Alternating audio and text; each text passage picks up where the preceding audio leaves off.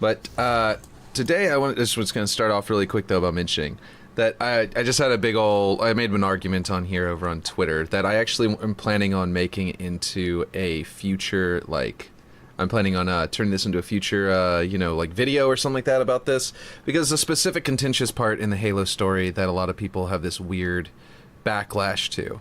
And I think that the understanding of the backlash is very confused. Anyway, if you want to see my full argument, it's over there on Twitter, but essentially what I'm saying is that it is not the line that Commander Palmer delivers. The understanding here, they're trying to claim here, Sarah Palmer was flirting with you in that turnaround thing. That's not the problem here. The problem is not that she was flirting and people didn't understand that. The problem is not that the line itself was bad or anything like that. What's being talked about, you didn't do an intro. I did actually, but I think you're right, and I did see it come up a little late. I said I'm Will Forge, and today we will forge, but I think it had a weird delay. But you're right, I didn't do the countdown intro, or like the thing. So yeah, anyway, I'll start over here. Basically, I'm just saying, I won't start over, but I'll summarize. Basically, I was saying is that I made this argument, it's on Twitter, I've got the full argument over there if you want to go read it, but essentially, I don't think this line of dialogue was the problem. I don't think people understand what their problem was. They bounced off the line, and the line itself was the crux, the first moment it happened, but it wasn't the line itself. It's and it's not the delivery of the line by the actress, it's the delivery of the line by the narrative and the storyline.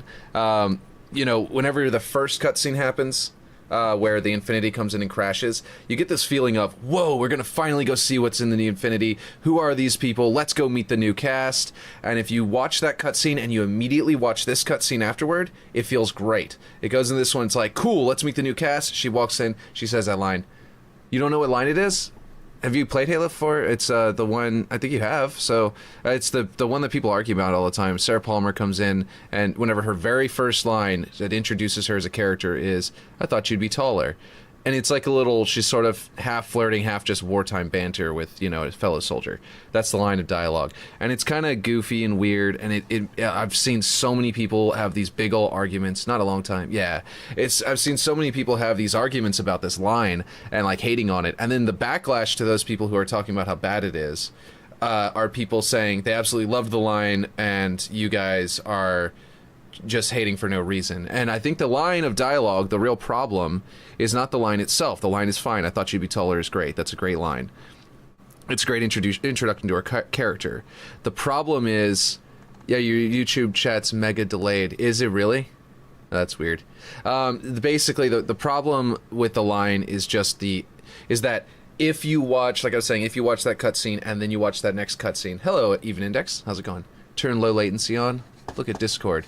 Oh, okay, hold on. Let me go over there and see if I can turn on low latency, like you said. Live. And then I will... Oh, gosh, no, I gotta go to the actual... How do I get to the actual stream? It's this button, not that one. And then it'll bring me in here, and I can't... It's on low latency. A low latency is turned on. It has an ultra low latency that for some reason is not checked on. But that one you can't turn on unless I think I can only do that if I only go here and don't do kick and don't do restream.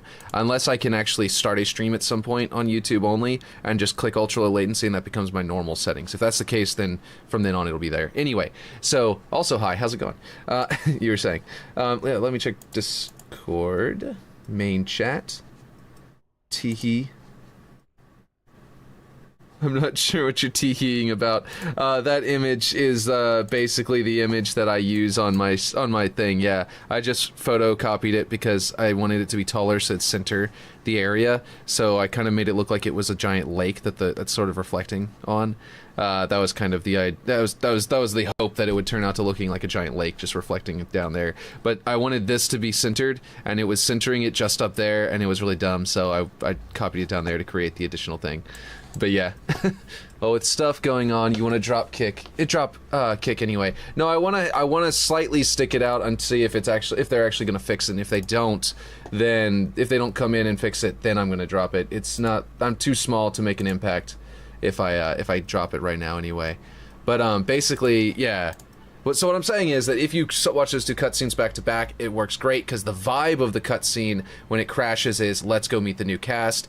But then you play the mission, and the end of that mission, the vibe is last stand against these, Prometheans. They're trying to kill the people inside. The people inside, you get this feeling, are defenseless, and you're the only person that can hold off these people. And then you open the door, and the leader of the Spartan Force is standing there, and she delivers this goofy line that is a good line on its own, but because of the circumstance becomes a goofy line and ends up having this basically this this new effect where it feels like, why were you in there and not helping me? Why couldn't you fend off the Prometheans if you're the leader of the Spartan Force? And all this kind of weird stuff, and they're like scientists with her and stuff like that. You can kind of say like, oh, I mean, I get it. Her priorities were defending the scientists until the door breaks down. She's not going to fight the Prometheans. There are some things that make sense there, but she left the Marines outside. They're like, there's like dead Marines on the ground by the gun turrets. She left those soldiers outside to die or watch them die and had to retreat inside the door.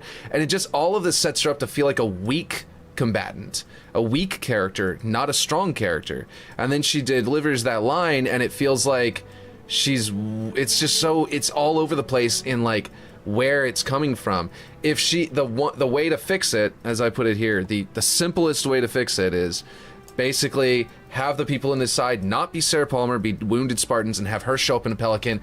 Like, she's the cavalry about to show up and save the day right after you've already saved the day. Like, she's just a little bit late because she had to fly here in a Pelican and there were enemy forces shooting at her and stuff like that. Like, like people in the air that slowed her down. She shows up, opens the back, she sees you've already saved the day and and then delivers, I thought you'd be taller. That would feel so much better because it makes both of you the cavalry, puts you on even footing, doesn't belittle her character by being this weakling who had to stay inside the door until you finished off the locals and all that kind of stuff. There are also other things you could do where you make it even more over the top. You make it comically over the top, the threat that you had to take down, like a scarab or something like that. That would work because then it would be like, no, this is a real reason a Spartan would hold up inside the door, and the only reason you have to fight the scarab is because you have to fight through it to get to the people inside. And then that kind of works too, but basically making it over the top or making it to where she's equal footing with you, both of these would work for the line to be delivered better. And like, not like delivered like the actress, she did a great job, but delivered like the plot line leading into it. Both of these would fix it. Neither of them needs to, but the actual delivery of the line was terrible. That's all I wanted to say at the beginning of this, and like you said, I might have started before the stream actually went live. But anyway, I'm Will Forge, and today we will forge. Welcome, guys. Yeah, I just was, yeah. So I finished out this side because I'd forgotten to do this island. There's a couple of other things I did off stream, but we are actually coming along here. And I think we have starting positions, and the vehicles are no longer glitching. I don't remember if that was before last time or not. I have a lot of cave work kind of worked on a little bit to try and make it a little more cave-like in here. It's not really, it's kind of still messy over here. William Forgy Forge, exactly. And I need to replace like all these blockouts. Like I started on that side, got really far. It looks a little lumpy, and I think I'm going to change the lighting. I'm not sure about what I'm going to do to make it look less lumpy. But it does feel very lumpy, and I need to smooth it out. But for now, this is like the... I realized that getting the blockout playable with these was impossible because to build the tunnels underneath, I need to build it using more of these natural terrain pieces. I don't know what happened here. This piece should not be that thick.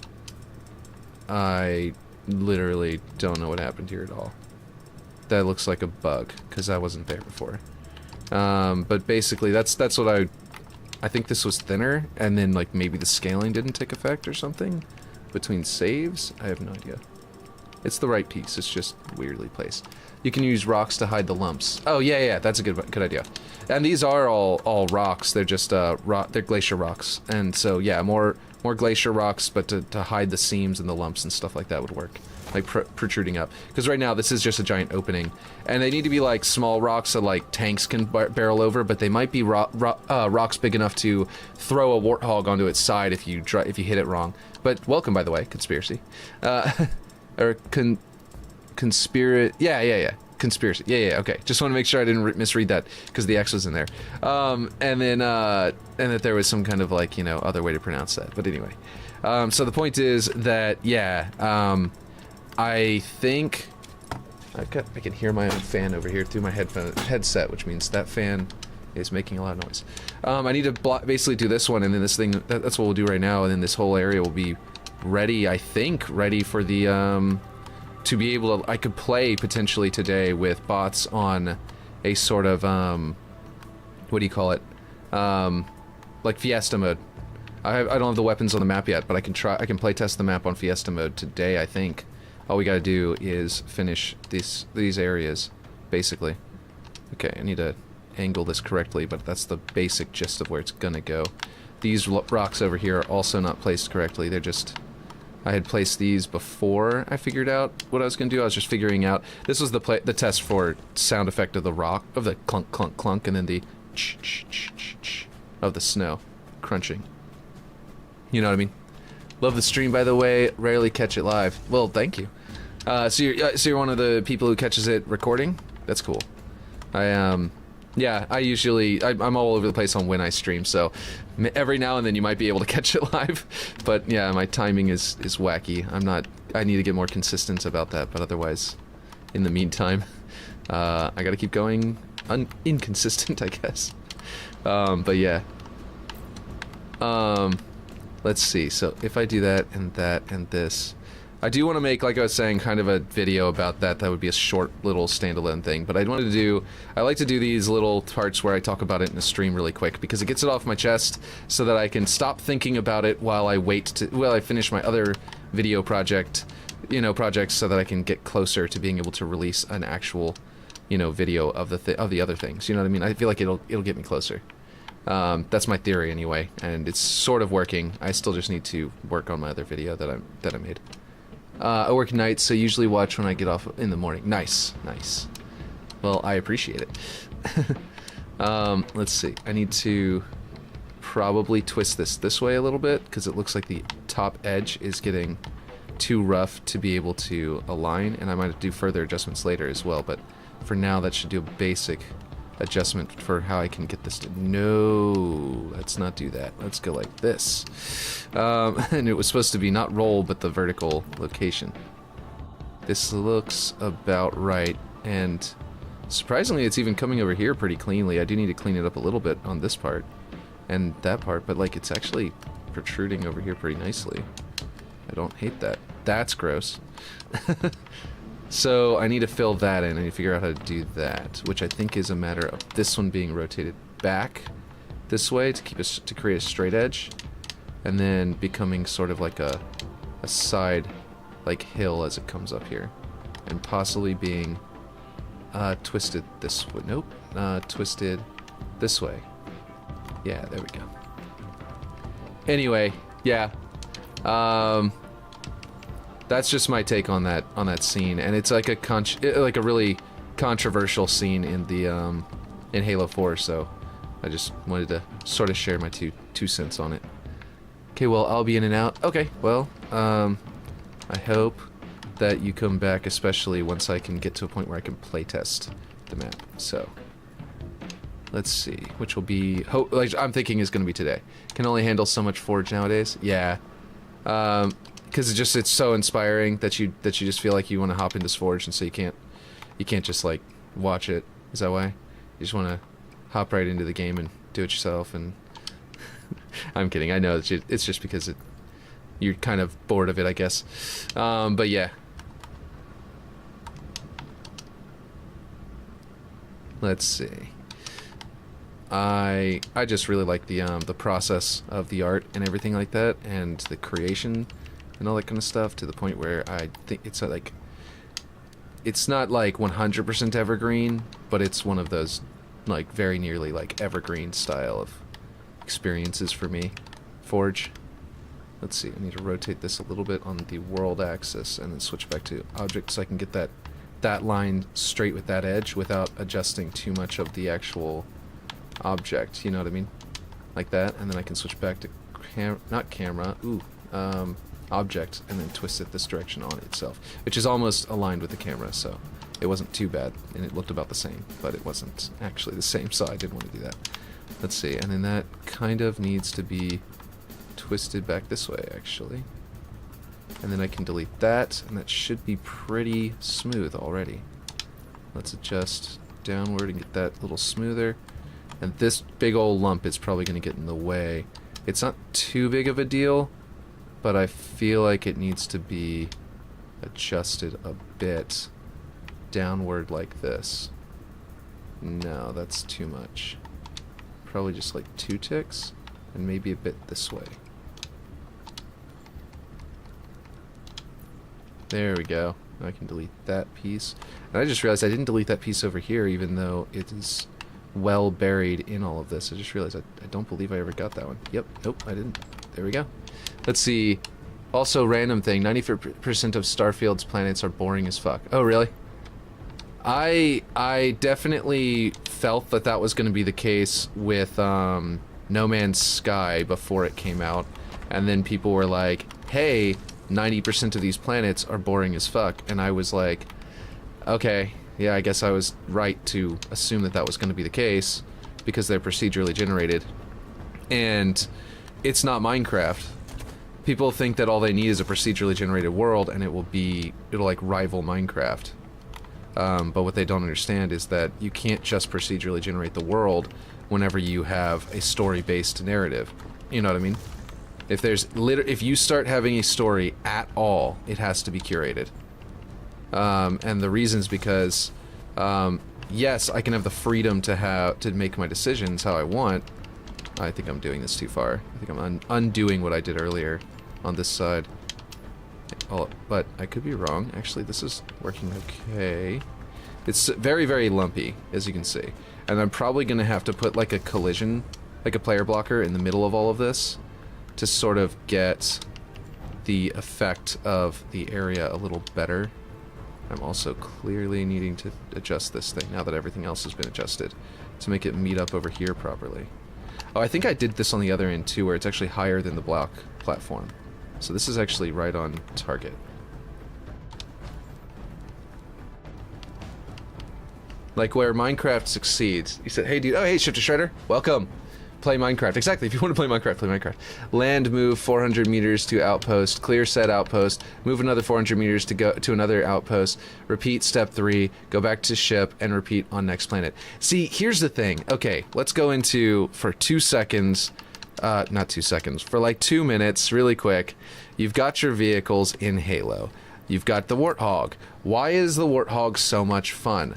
Well, in my strategy, tactics, and tactics and, I guess I already have Warthogs, I could've just done this. My strategy, tactics, and what do you call it? Gosh, why is the word not coming to mind? Operations, analysis of game design, the way that I do that, that I still need to make my video on. It would explain that the Warthog is an extremely fun way to get from point A to point B. The way it drives is not just about speed like a racing game, or like, you know, even about like, you know, the way that the fun of a linear travel of something like Mario Kart. The way that it works is more of an arena style of you know, driving around, where you're going to go in all directions and you get to choose it. It's an all-terrain vehicle rather than a race car, right? And so the fun of this Warthog is that it turns the linear effect of a race into a, you know, operational based movement, where it's like, I don't need to just go straight, I need to go around in this entire environment and pick where I'm going to go, and there's obstacles all over the place making it bump and move and all that kind of stuff. Starfield does not have a vehicle, but it did try and push on the player this operational based gameplay where, like you said, land, move 400 meters to outpost. That 400 meters is an operational movement of relocate your troops, right? That is an operation. That can be fun with a Warthog. That's why Halo has Warthogs. A first-person shooter gameplay style, you know, design needs something like a Warthog to make movement from one location to another more fun. Another way to do it would be to make a temporary, whoops, oh, something got really messed up. A temporary, you know, ability, like maybe you could, Jesus, this got really messed up. That's annoying. A really, like for, oh, I see what happened. Hold on. I need to adjust to the, no, I did not. I don't know what just happened. Anyway, no matter where you land on a planet, there's always an outpost 400 meters away. Yeah, that's dumb. And so, like, they basically tell you, hey, go and do an operational objective, right? Here's an objective you can choose to do. It's free roaming and you can do it yourself, right? That's not the main objective, right? That's like an outpost you can do, right? Or are you talking about like an actual, like, the main story is always like 400 meters away? Like the mission you're on is always like 400 meters away, because that's even more dumb. But like, I don't know what just happened with all of these other pieces. What is going on here? Wait a minute. No, what is happening here? What did I do to this object? It got really messed up, and now I'm very confused. God, it was a bug, and then now I'm super confused about what happened to it. Okay, we want our straight edge on the side to be straight with that, so that it'll line up in there and become like this. Sorry, forging is taking over my thing I was in the middle of saying, because I can't seem to understand. Did I delete something? Did I delete one of them, and that's why it's gone? Like, I don't understand how this piece... There was a piece that was here. Anyway... Looks good with that side a little higher. And there's another thing to discover, another 400 meters from the first thing you discovered in like triangle shape. Yeah, that's a great way to set it up if you want them to have to go. You're saying it looks good like a little higher on this side? Like this? Because that sounds like a good idea. I might need to smooth... What the hell? Spawn me where I tell you to spawn me! Ugh. Okay, anyway.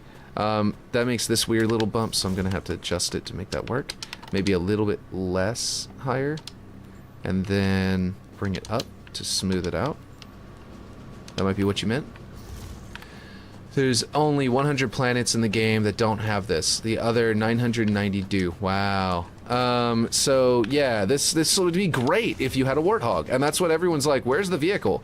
That's what that instinctive, like, question came from. The players can instinctively know what I am saying. My analysis of game design, where I'm talking about, you know, the objective stuff, I mean, operations and all that kind of stuff, that's all me just making sense of this, of the vibe, the feel of a game. People talk about, you know, how a game has a certain feel. They're like, this game feels, you know, makes me feel a certain way. Oh, this sequel came out, it doesn't feel the same way anymore. It doesn't feel right.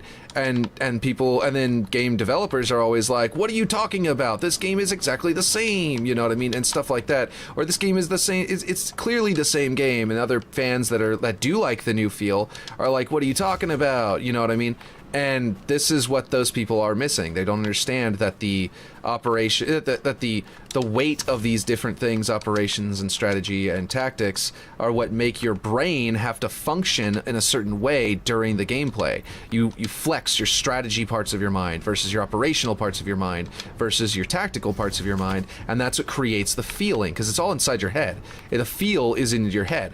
And people are like, you can't, they say, oh, it feels that, you know, different. Well, I don't believe you. Well, for me, it feels like better this way, or feels different, or I think it feels the same, and that's where the disconnect is that they're feeling like they like another game more possibly than the game that was original, and that they originally were saying, or they haven't played the original so long they don't really flex the same parts of their brains, or they play it differently, because that can also play a role into it. The point is that you just get this feeling of like, well, it's just a little different. Why is it different? Some people say it's different, but in a good way. That's because they like the more, like, if it shifts to be more strategic. This is not the rock I want. If it shifts to be more strategic, then, or it is, I think I just need to flip it over so that it has some rounded downward edges, and then I need to scale it up so that I'm just using the very tip of it, and then it becomes much larger and actually fills the gap a lot better. And basically, but anyway, yeah. So they feel like, you feel the game is different, and that feeling comes from the brain, the parts of your brain you're using. It's brain chemistry. You're using certain parts of your brain, you're flexing it, and that feeling of using your brain in this way versus that way is the reason it feels different. You know? Do a flip. Hold on, I can show you TN. Higher so it's two paths. Gotcha. Oh, higher so it's two paths? Ah, maybe I should redesign it that way, because I didn't have an intention of being two paths. I want it to be wide enough for a tank, but if the two paths are different enough, this was my intention, was tank can come out the door, or it can go up there, and it would go up through this doorway as a means of getting out without having to expose itself down the road that way. So then it could come up here. Ooh, my door frame is actually, apparently my ground is too high anyway, and my door frame is hitting, which was always a possibility of what was going to happen whenever I put this in, and I'm probably going to have to adjust both doors on both sides. That's actually why I raised the door in the middle here, was because the Wraith was doing that on the swamp side, but it wasn't doing it, it didn't hit the collision box, so it didn't actually stop you, but the gun turret went through the wall, through the top of the door frame, and I was like, that looks terrible. Anyway, the point is, yeah, no, that's a cool idea. This road was sort of meant for tank, kind of like the big paths that are in Halo Combat Evolved whenever you come up out of the Forerunner buildings.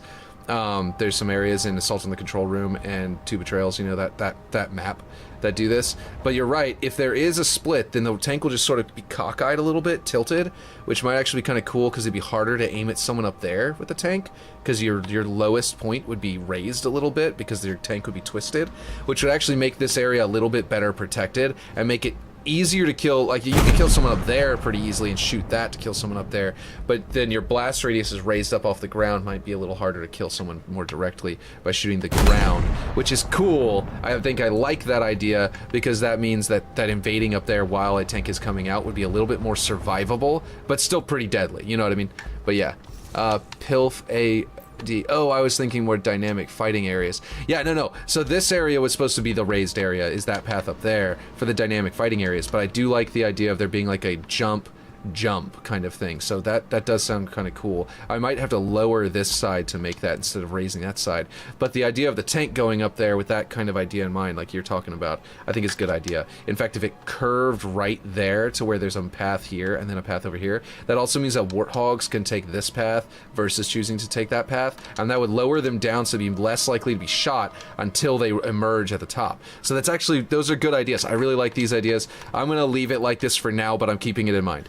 I will change it later. I absolutely like this idea and will change it later, but I just really want to get this blockout done, so I'm going to continue, like this early version where the blockout is playable, and then after that I'm going to do that, because I do like that idea enough to absolutely do it. I like the, by the way, the snow coming in here, that's bleed over from up here, and I just let it happen over on this side, and was like, yeah, as long as it just chokes the path instead of, you know, blocking you in, then it's exactly what I want. It actually is a cool accident that I was going to allow to happen, where, you know, you could actually even theoretically get up on top of this pretty easily, actually. Like, you could hide up here, potentially. Well, you can't get all the way up there. I might have to lower that down, too, just to make sure, by twisting the rock a little bit. Because over here, it's definitely not that high. Or I have to place rocks over here to intentionally make it as high as the other side. But making them different, like more naturally different, is good. I just want to make sure that this area is just as choked as the other side to make sure it's not easier to, like, a different gameplay experience on both sides by too much. I just want it to be naturally different, not physically different, you know what I mean? I want to look different at a glance, but not be different. But yeah, but yes, I agree. I like that. Cool. Hey, you're here alive, so you're leveling up. You're like, I think you have left chat messages, like in the what do you call it? In the not chat messages. What is it called? Comments. In the comments section, but those don't count towards you leveling up on the stream. So you're actually leveling up. You got to level 1 on there. That's great.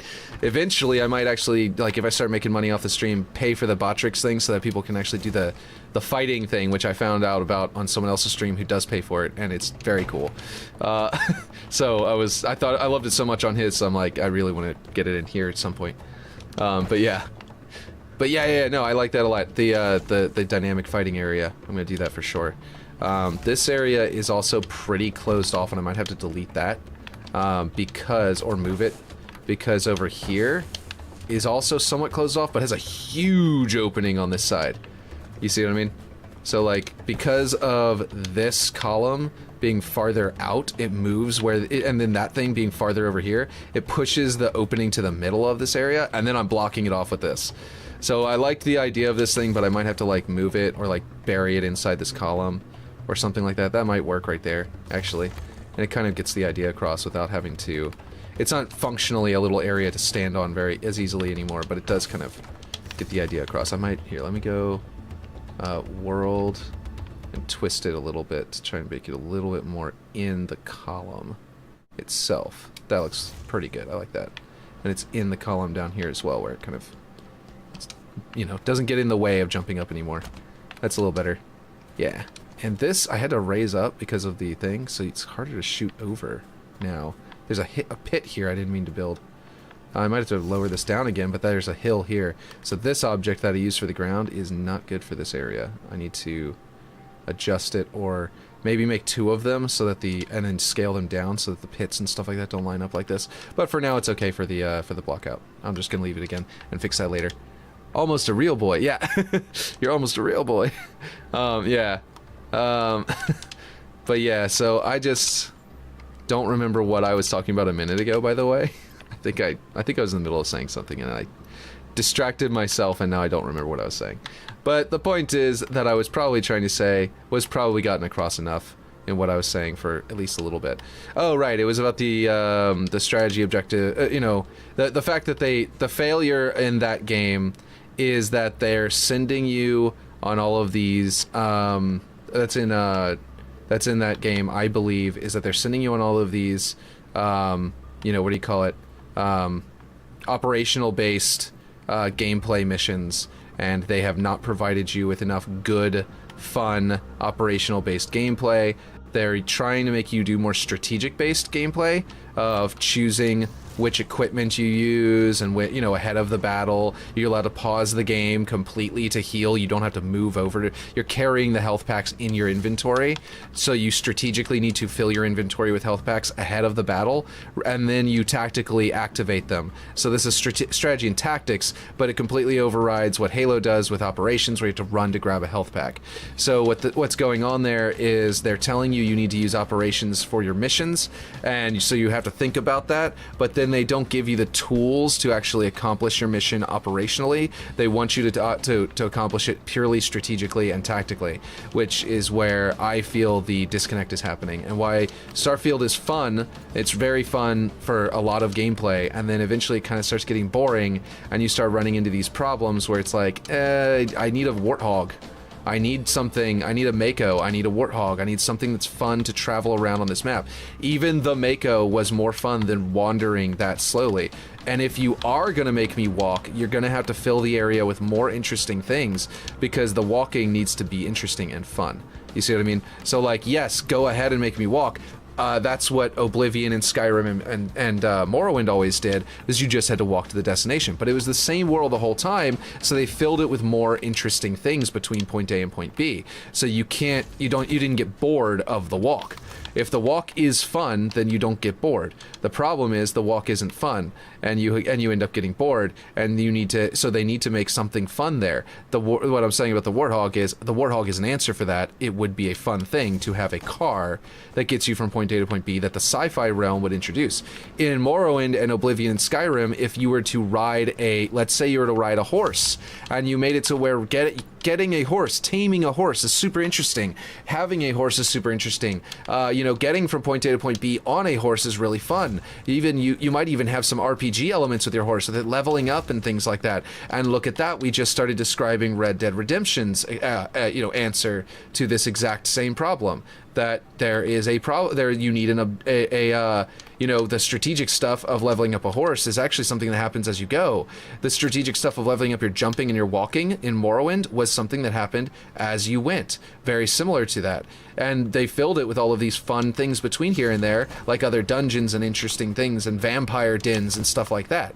If you don't fill your world with these things to make it interesting to walk, then you have to make something more interesting to get to the destination. And to do that, you have to come up with something really fun to get there. For example, gameplay element like I said, a horse, like Breath of the Wild and what do you call it? Red Dead Redemption and a bunch of other open world games. Grand Theft Auto gets you from point A to point B, not with fun, interesting stuff. If you were to walk to every single objective in Grand Theft Auto, you'd be bored out of your wits by the 5th mission. But the reason it's fun is because you're stealing a car to get there, and then the car itself is fun to drive around. It's actually fun in Grand Theft Auto even to obey the laws of the road on those cars. If you decide, I'm not going to drive around like a lunatic, I am going to intentionally obey the laws of the road, road, it becomes another interesting sort of way of exploring the world. It's actually really fun to do that as a like distraction from being a maniac on the road for most of the rest of the game. You know what I mean? So like it really does. You need something that makes the journey more fun, because the journey is the fun, not the destination. In objective-based games, that is the point. The journey is more fun. If you're going to try and make it more about the destination, then you're going to have a tactical-based game. A purely tactical-based game is Street Fighter, is a fighting game. It's all about tactics. It's not about strategy. It's about the strategy is you have to beat your opponent in this match. That is the only strategy in Street Fighter or in anything else.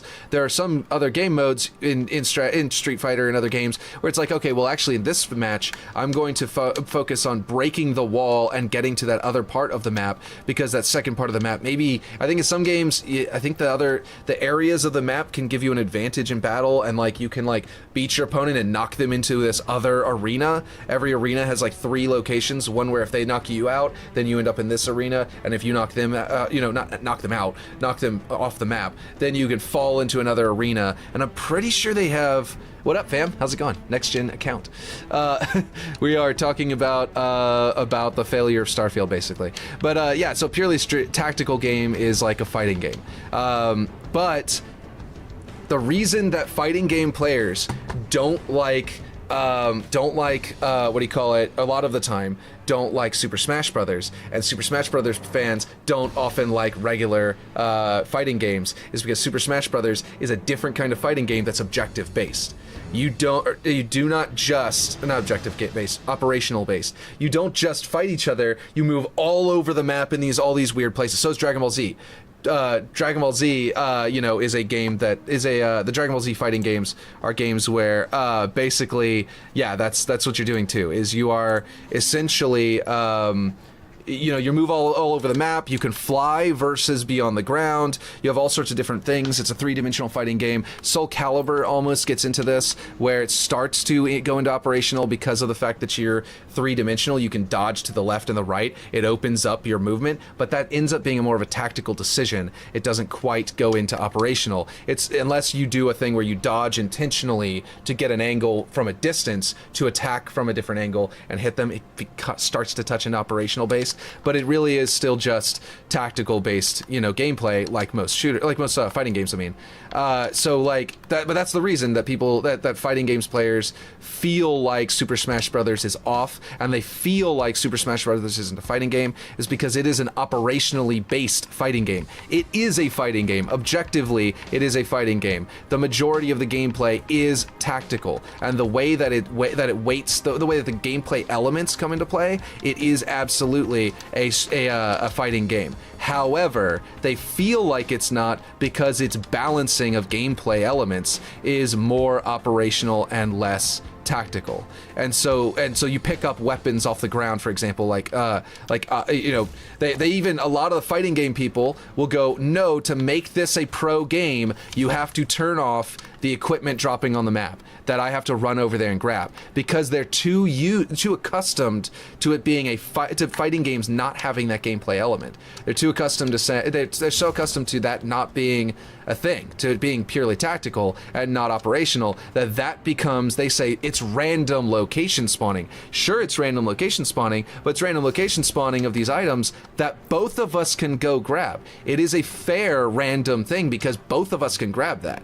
The problem is that it's operational. They don't like the operational feel of that, and so the tactics become less important, and that's the important. They're like, I don't want it to be a tactical game I don't want it to be an operational game like that. That gameplay is too operational. It feels wrong, but they don't know that's what they're saying. They don't fully understand that's what they're saying. So it is perfectly valid to say that is reducing the amount of tactics that in the weight of this game. That's perfectly valid to say we want our professional game to be more about the tactics and less about operations, but they don't understand the gameplay design in that way, so they don't understand that's what they are arguing for.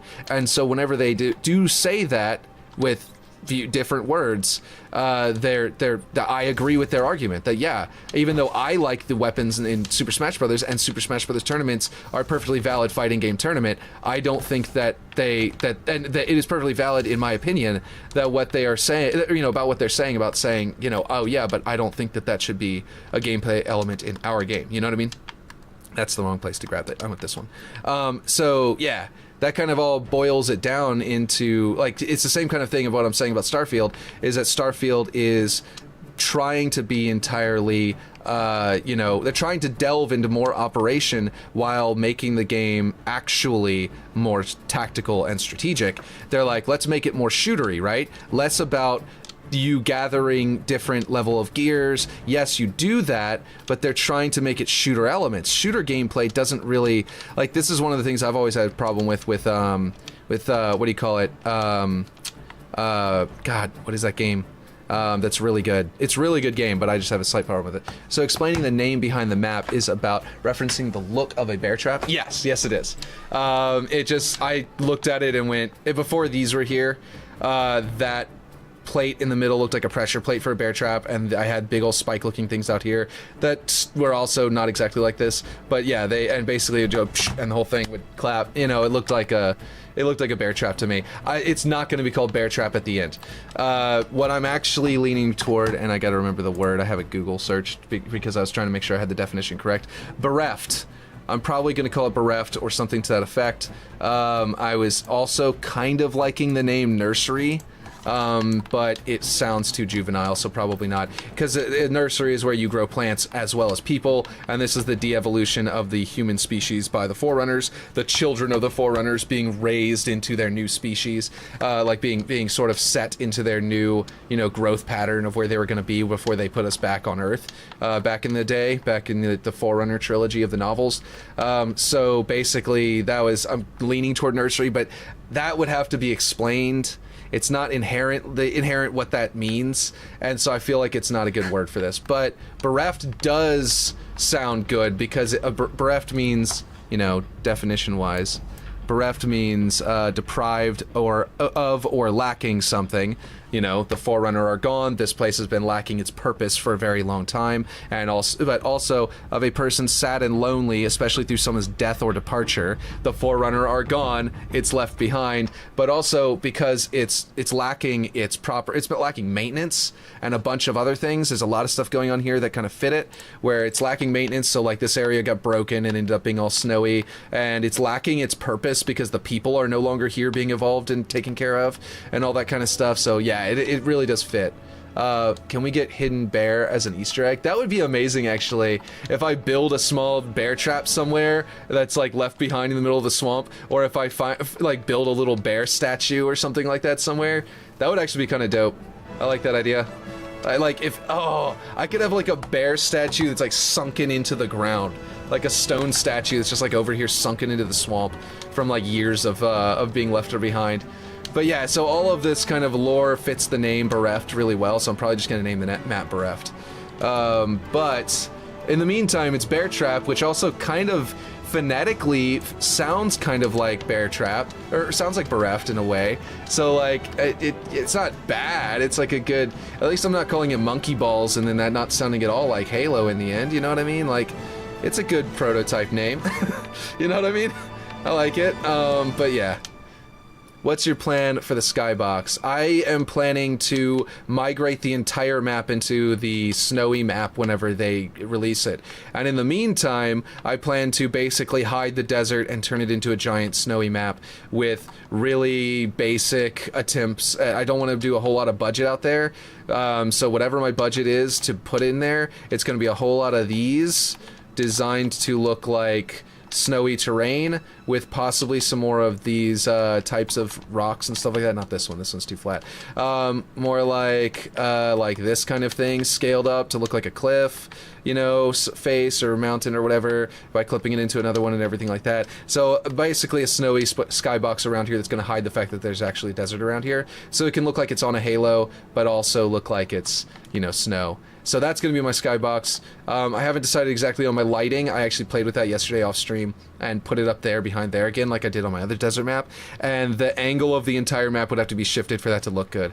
So I'm not going to do that because I don't want to turn the entire map. If I, I'm just going to want to move the entire map one time, and that's whenever I get to the new skybox later. So for now, so it's going to be a snow map outside of here. But we're going to get to that later. I don't want to waste too much budget on it, and so I don't want to lock myself in on how much budget I have to consume yet, but I'm going to definitely enjoy some budget used for that later on, basically. Let's turn this a little more this direction so I can kind of put that into there, and that snow drift won't become a problem for pathing. It'll just sort of be there. So yeah. I probably was getting way too off topic talking about all that game design talk, so I'm glad you got me back on track of talking about the map.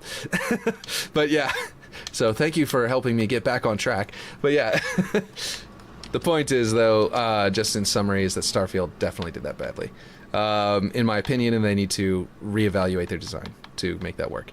I'm trying to get these, by the way, these scrapes that are on this map, in this area, trying to make them lead you toward the path.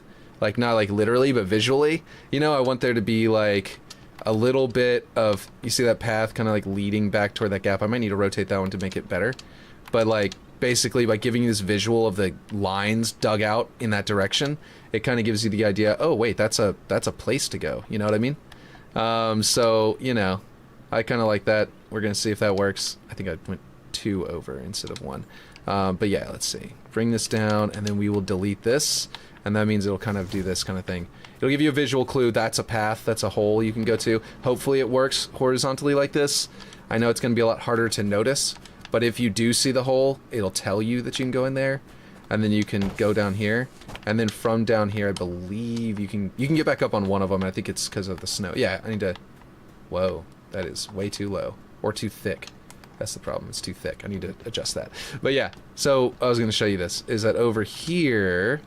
We've got this little snowdrift here that allows you to climb up and then clamber up and get back up out of there. And these side ramps. So, and it's a way up and down back there. So you can use the ramp to sort of come up here and peek, or you can kind of go in here. And I kind of feel like this part of containment, the big ol' like, flood sphincter on containment. You can drop down the hole and pop out that little flood sphincter into the under part.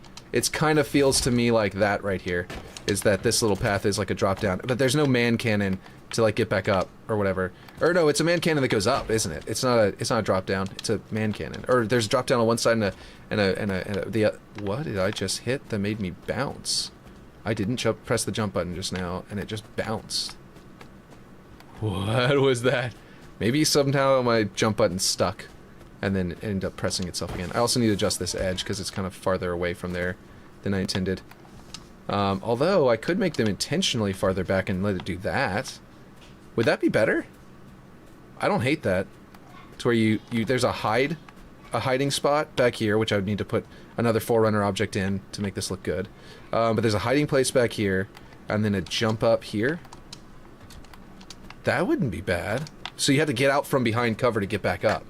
You can't get back up any other way, which means you don't want to stay back there. I like that. My music stopped. I need to go turn that back on. I realized that a minute ago, but I forgot to do it. Alright, so let's see. So I like that idea. Yeah, let's adjust this one. Let's do that this way, over here. Which also will adjust the scrapes to fix them on this side. Let's delete that, so it's out of the way. This side's scrapes will be a little more angled inward. Because to do that, that angles the curve away from the pieces, right? And then we adjust this one, and we angle that curve away from the pieces, and it becomes a much better little snowdrift, more akin to the other side. Got our scrapes still, but our scrapes are now telling us a very slightly different story of all going in toward the middle point. It's still too close. All going in toward the middle point instead of the other part. So we're going to turn it, and it kind of shows us like multiple people have run in here and dropped down in the middle before, and you can do the same. That is still way too close. Also, this is still way too thick. I need to get this size probably to 16, which means I need to raise it up. And it's also going to make... The lighting is a little annoying on these because as you shrink them down, it kind of breaks the shadows and make them more harsh. which means that some areas feel harsh lighting like that, and some of them are more soft lighting like this, and it doesn't make sense, and I don't know how to fix it super well, except for just replacing objects and stuff. Needs a light or something to show it's a drop down. Yeah, that's a good point. Yeah, like a little lighting a little light that looks like an arrow, or a light down from below that's coming up out of it would probably also work, because that'll tell you from a distance like there's something down there. You know what I mean? And that should be a good visual. That I can hide in the outer terrain, not a big deal. And I think what I'm going to do is scale this up to fix that gap right there. And I think I need to, nope, not that one. You bring it up out of the ground a little better to smooth this out. Yeah, that looks pretty good. Nope, one more click. There we go. So it feels like a path leading this way.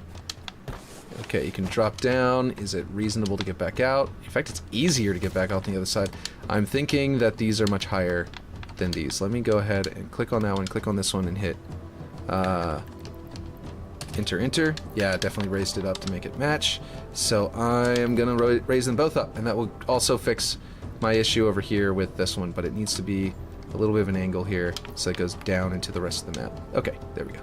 Yeah. That would look sick. Yeah, the lighting pouring up out of it, that would be cool. I like that idea. I like the idea of the light, though. That was a good idea. To be more specific, that part was definitely your idea. Like a light to tell you to go down there. Alright, that's a little bit bigger, a little more open like the other side.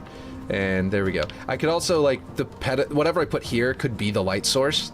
If I, like, put, to make that thing look nicer. Because this one's broken, you know? So it'll actually allow me to, like, bury whatever it is right here. But these are a little bit less broken.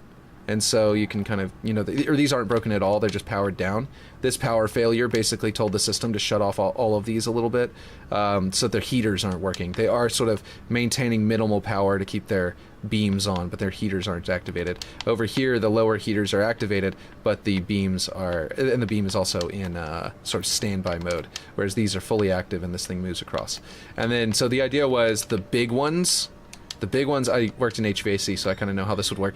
The big ones create a warmth barrier on the outside here that makes it to where fewer of them are needed in the middle to maintain the heat of the entire area. So these areas are much simpler with these single little things. They're just sort of maintaining the heat. These, however, create the warmth for the majority of this and sort of create, that's why you put your vents. There's a window over here that you can't see, but there's a, like, straight that way. But you put your vents right above the window in modern HVAC installation.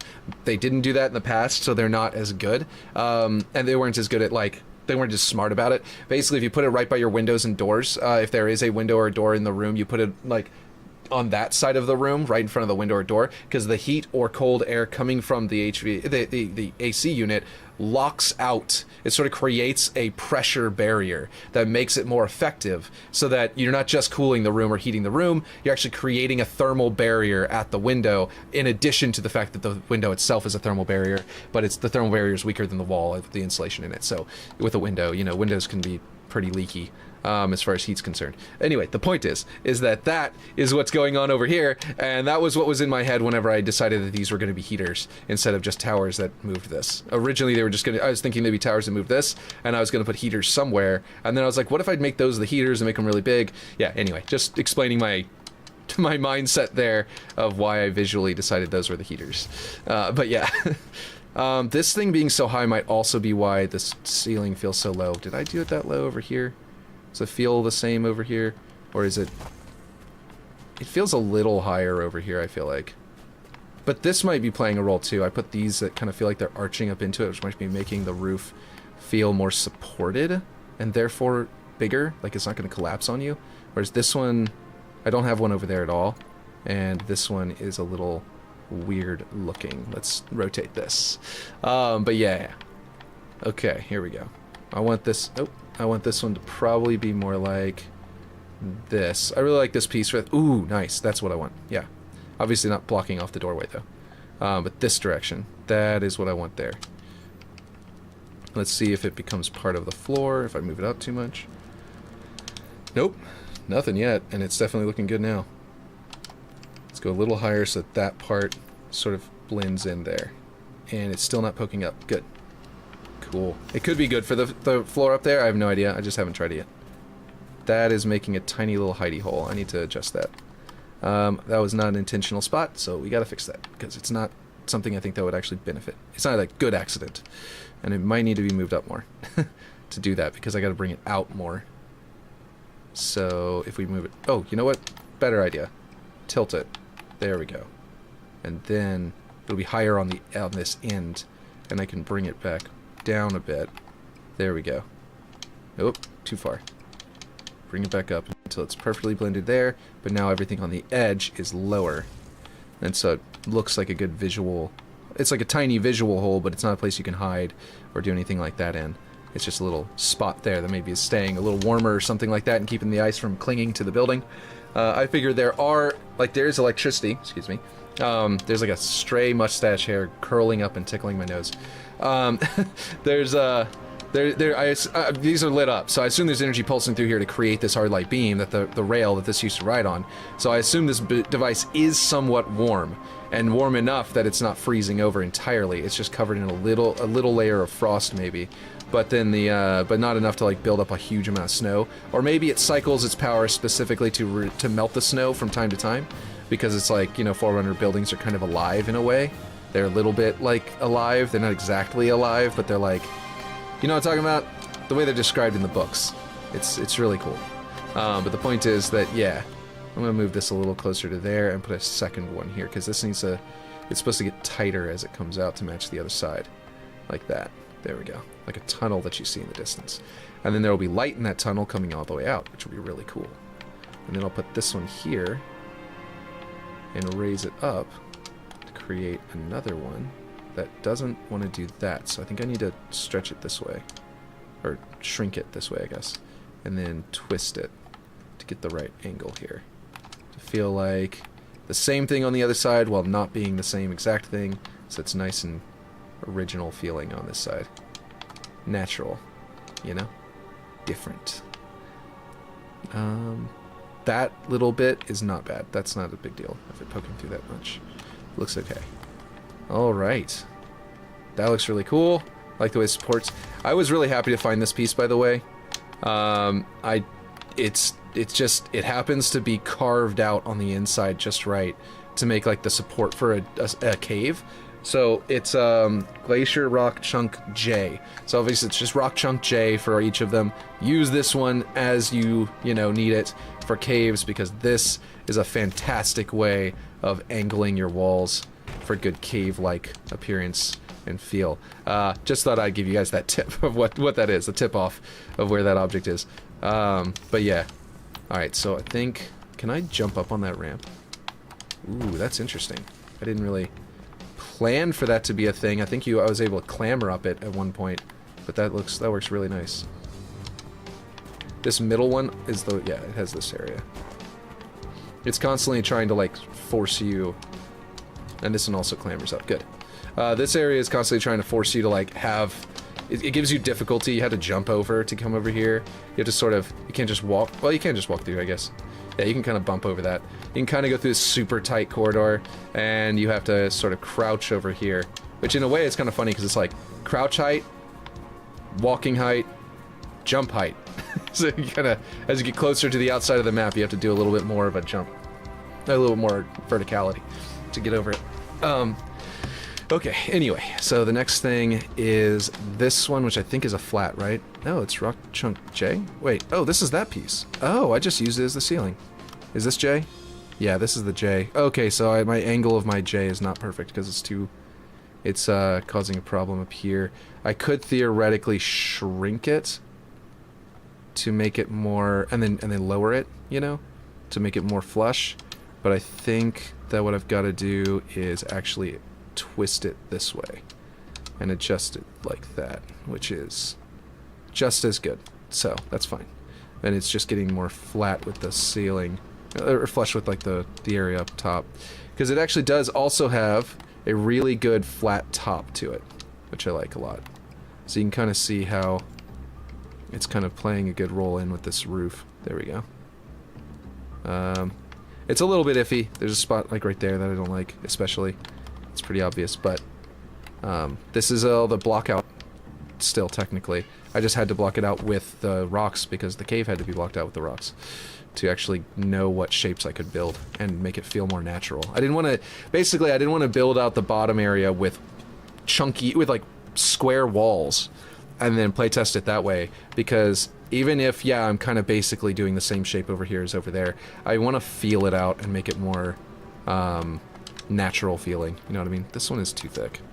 We've got to go down to like 20 and then raise it up to sort of match where it was, because this area was just, it was just too low.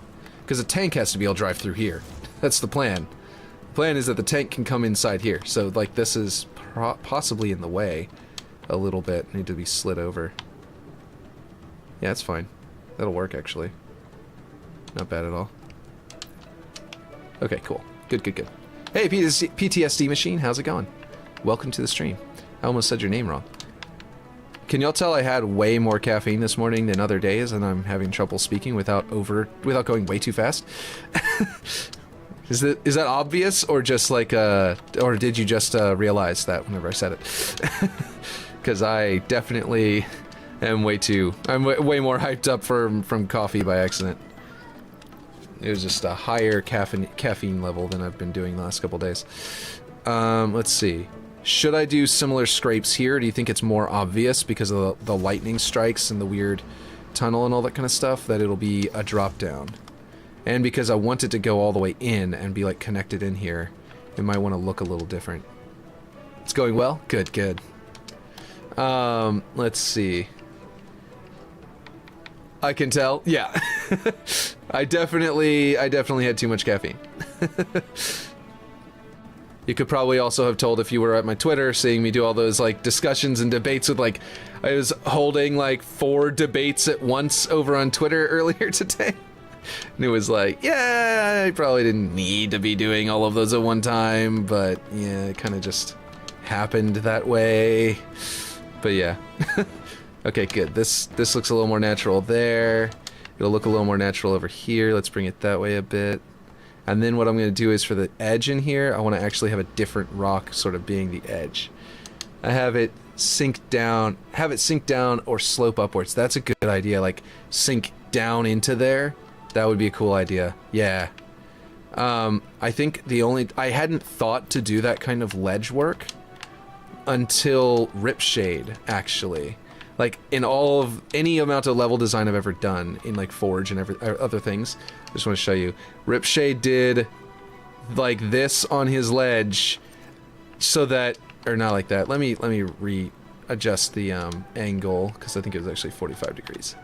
He did this so that when you jump up, you could crouch jump and hit the slope and slide up onto it, or jump and clamber and get up, just because the distance of this height was clamber distance only, but he added the ability to slide onto it, and that was the first time that I had ever considered that. So, like, yeah, it never occurred to me to do that in any world build, any of my level designing in the past, like with other Forge and everything like that, until I saw Ripshade do that, and I was like, whoa, that's a good idea. Why didn't I think of that? So silly. But yeah, let's see. What is a good... I kind of want to see really quick what this one looks like small and flipped over. If it becomes more slope-like in it, or if it's too bumpy.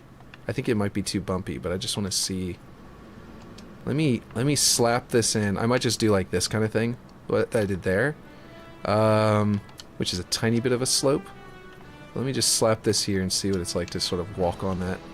If I do, let me go a little more this way. Let's see.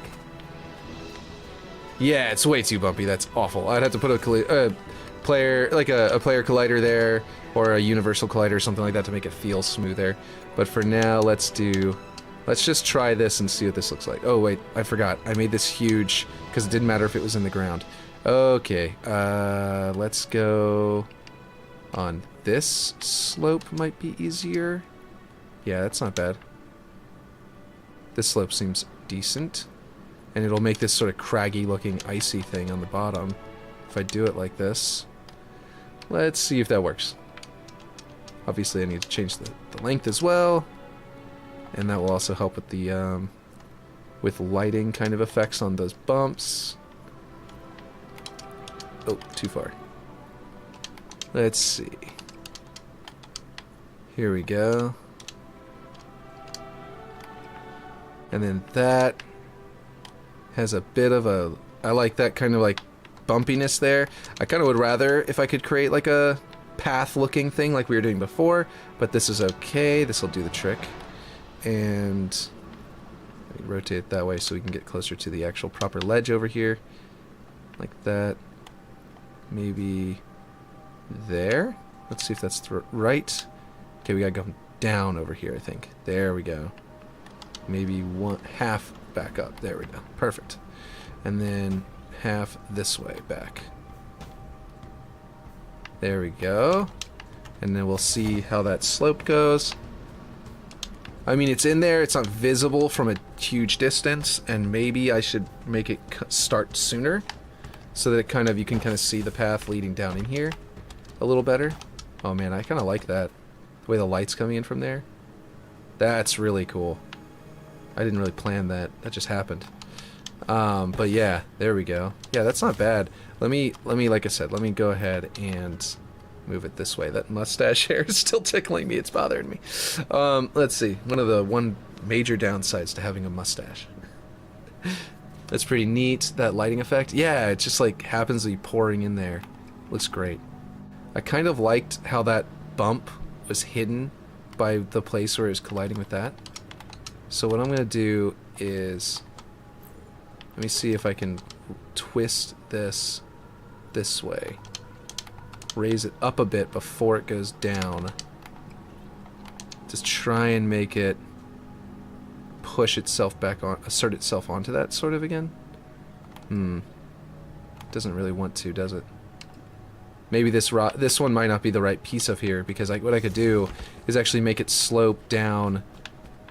If I want to, yeah, I need to do less of like this piece going flat to a angle downward, and more of like multiple pieces to create like a bowl kind of cut out here that leads downward. You see what I mean? So that it kind of goes around like that, which means I got to find the right piece for that. Now that will be a little bit more difficult, but definitely worth it whenever we find it. So let's do that. Biomes, rock glaciers. Bruh, oh, let's see. Bruh, I'm working on a map I haven't even announced that I published, and someone already smacked a 1 star on it immediately. Deflated for a minute, but I kept going. Wow, that sucks. That sounds like an asshole. That sounds like an asshole. I wish that we could give that the stars also could have like reviews, because then you could really tell if it's just an asshole because of the way they talk, you know what I mean? It'd be great. This might be the perfect one to do the slopes, right? Or oh, you know what I bet it was? Let me assume and see if this we can kind of, maybe this will turn out to be the case. I bet somebody was making a similar map, and they got really upset and jealous whenever they found out that you were also making the same map, or not the same, but similar enough to matter to be basically be the same, you know? And they got pissy about it and went and left you a bad review in response. You know what I mean? I bet that was the case. I know I'm basically like very much assuming here, but I think I wouldn't be surprised in the slightest. Because people do that. I mean, it's playable, huh? It's just not textured and fully detailed yet. Gotcha, gotcha. Yeah, okay, so... Oh, so they okay. That's me not reading fast enough, not realizing what you meant well enough. So that means that it's probably mostly done, and so they...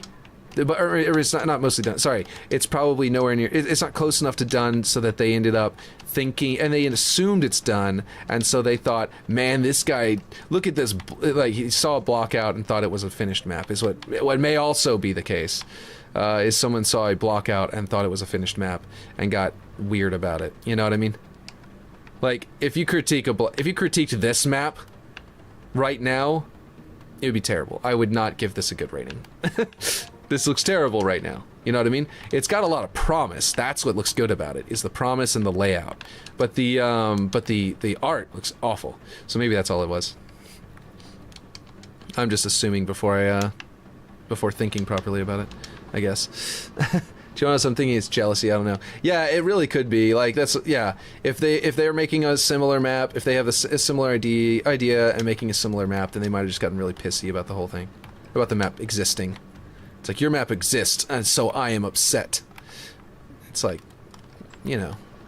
Or maybe they've talked about it in, like, forums, but you have no idea where they've talked about it, or, like, read any of those forum posts, and they just assumed, hey, this is just like that thing I described. Man, he's trying to steal my idea. And then got really pissy about it and decided to try and review bomb you. You know what I mean? That could be it too. Because people are sharing their ideas all over the place, and they also get pissy about people stealing ideas, so I wouldn't doubt that, you know what I mean? I'm not saying that's definitely it, but I wouldn't doubt it if it is. If someone told me that's exactly what it was, then I'd be like, okay, cool. You talked to him? Yeah, that makes sense. Okay, cool. You found out what it was? Cool, yeah, I believe you. That sounds exactly right. Let's see. That could literally be it. You're like, I hope not, but yeah, no, it could be. It really could be. Okay, I put the thick side on the wrong side. I was thinking in terms of it's a cone, and I'm gonna have these two spheres. But then I realized after just a second ago, before I went down, I was about to come down here, and then I realized I'm gonna come down here and see the big old chunky fat side on the wrong side, and it's gonna be terrible.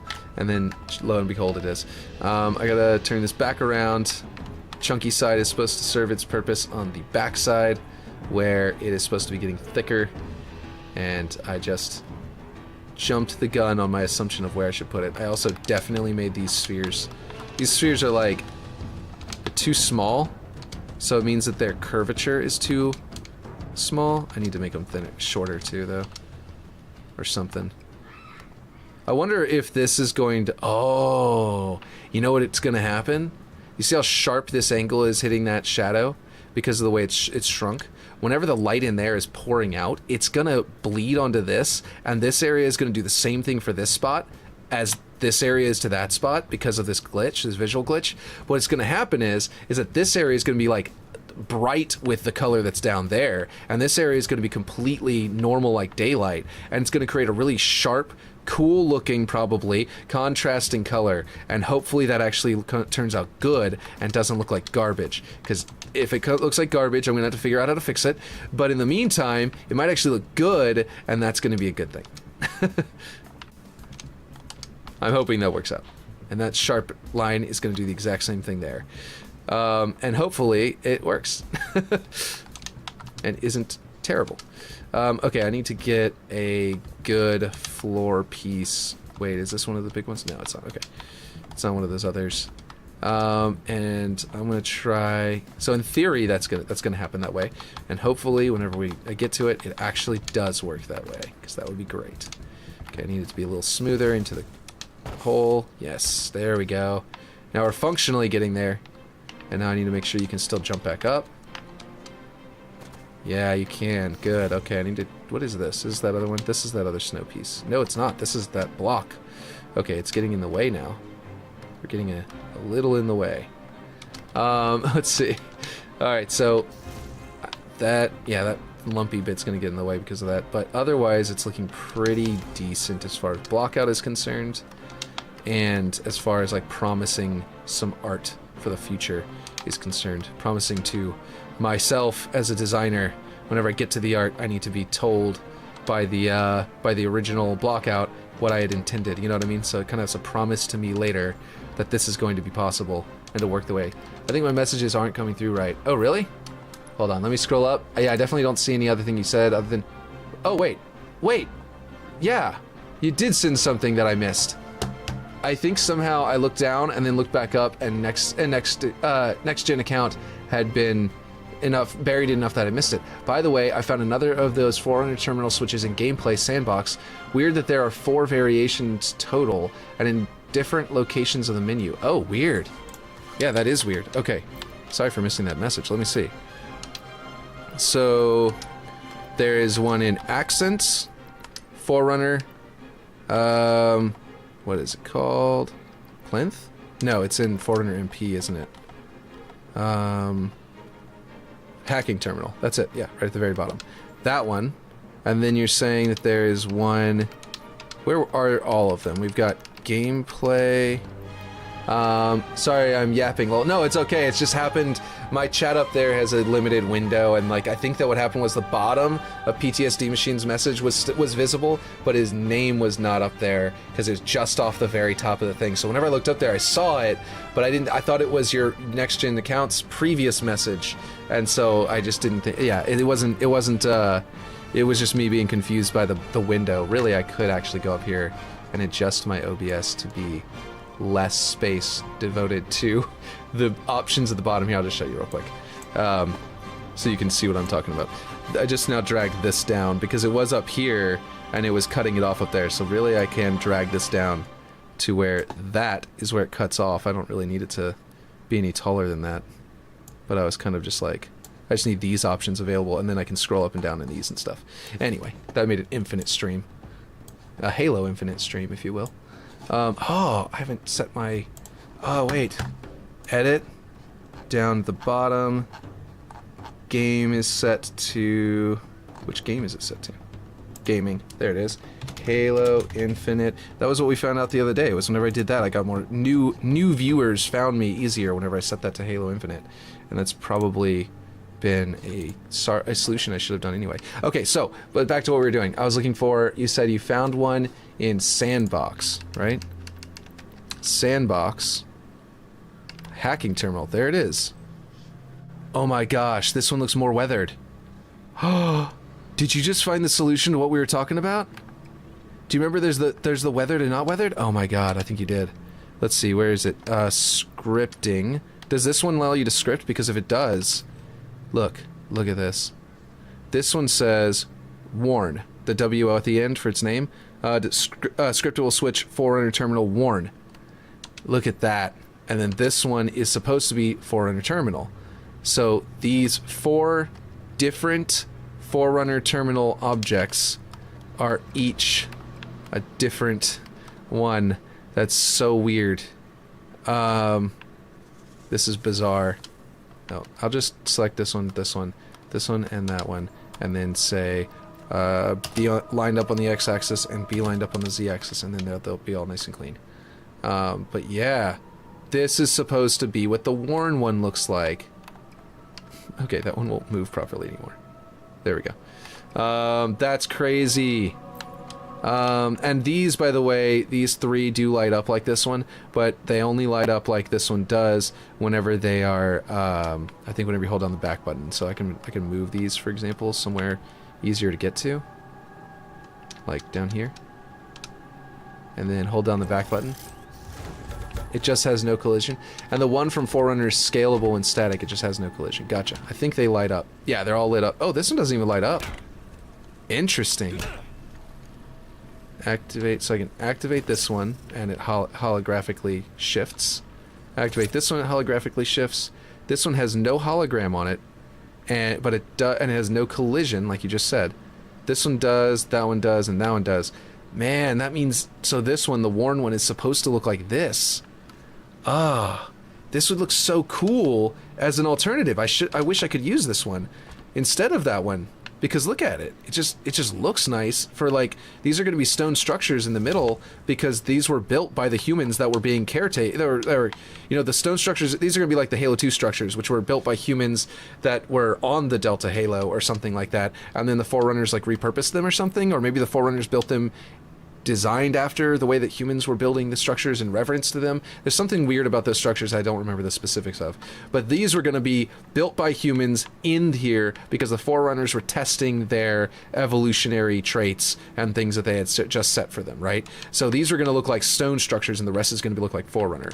And they're going to look like wrecked stone structures in here where these things hit, right?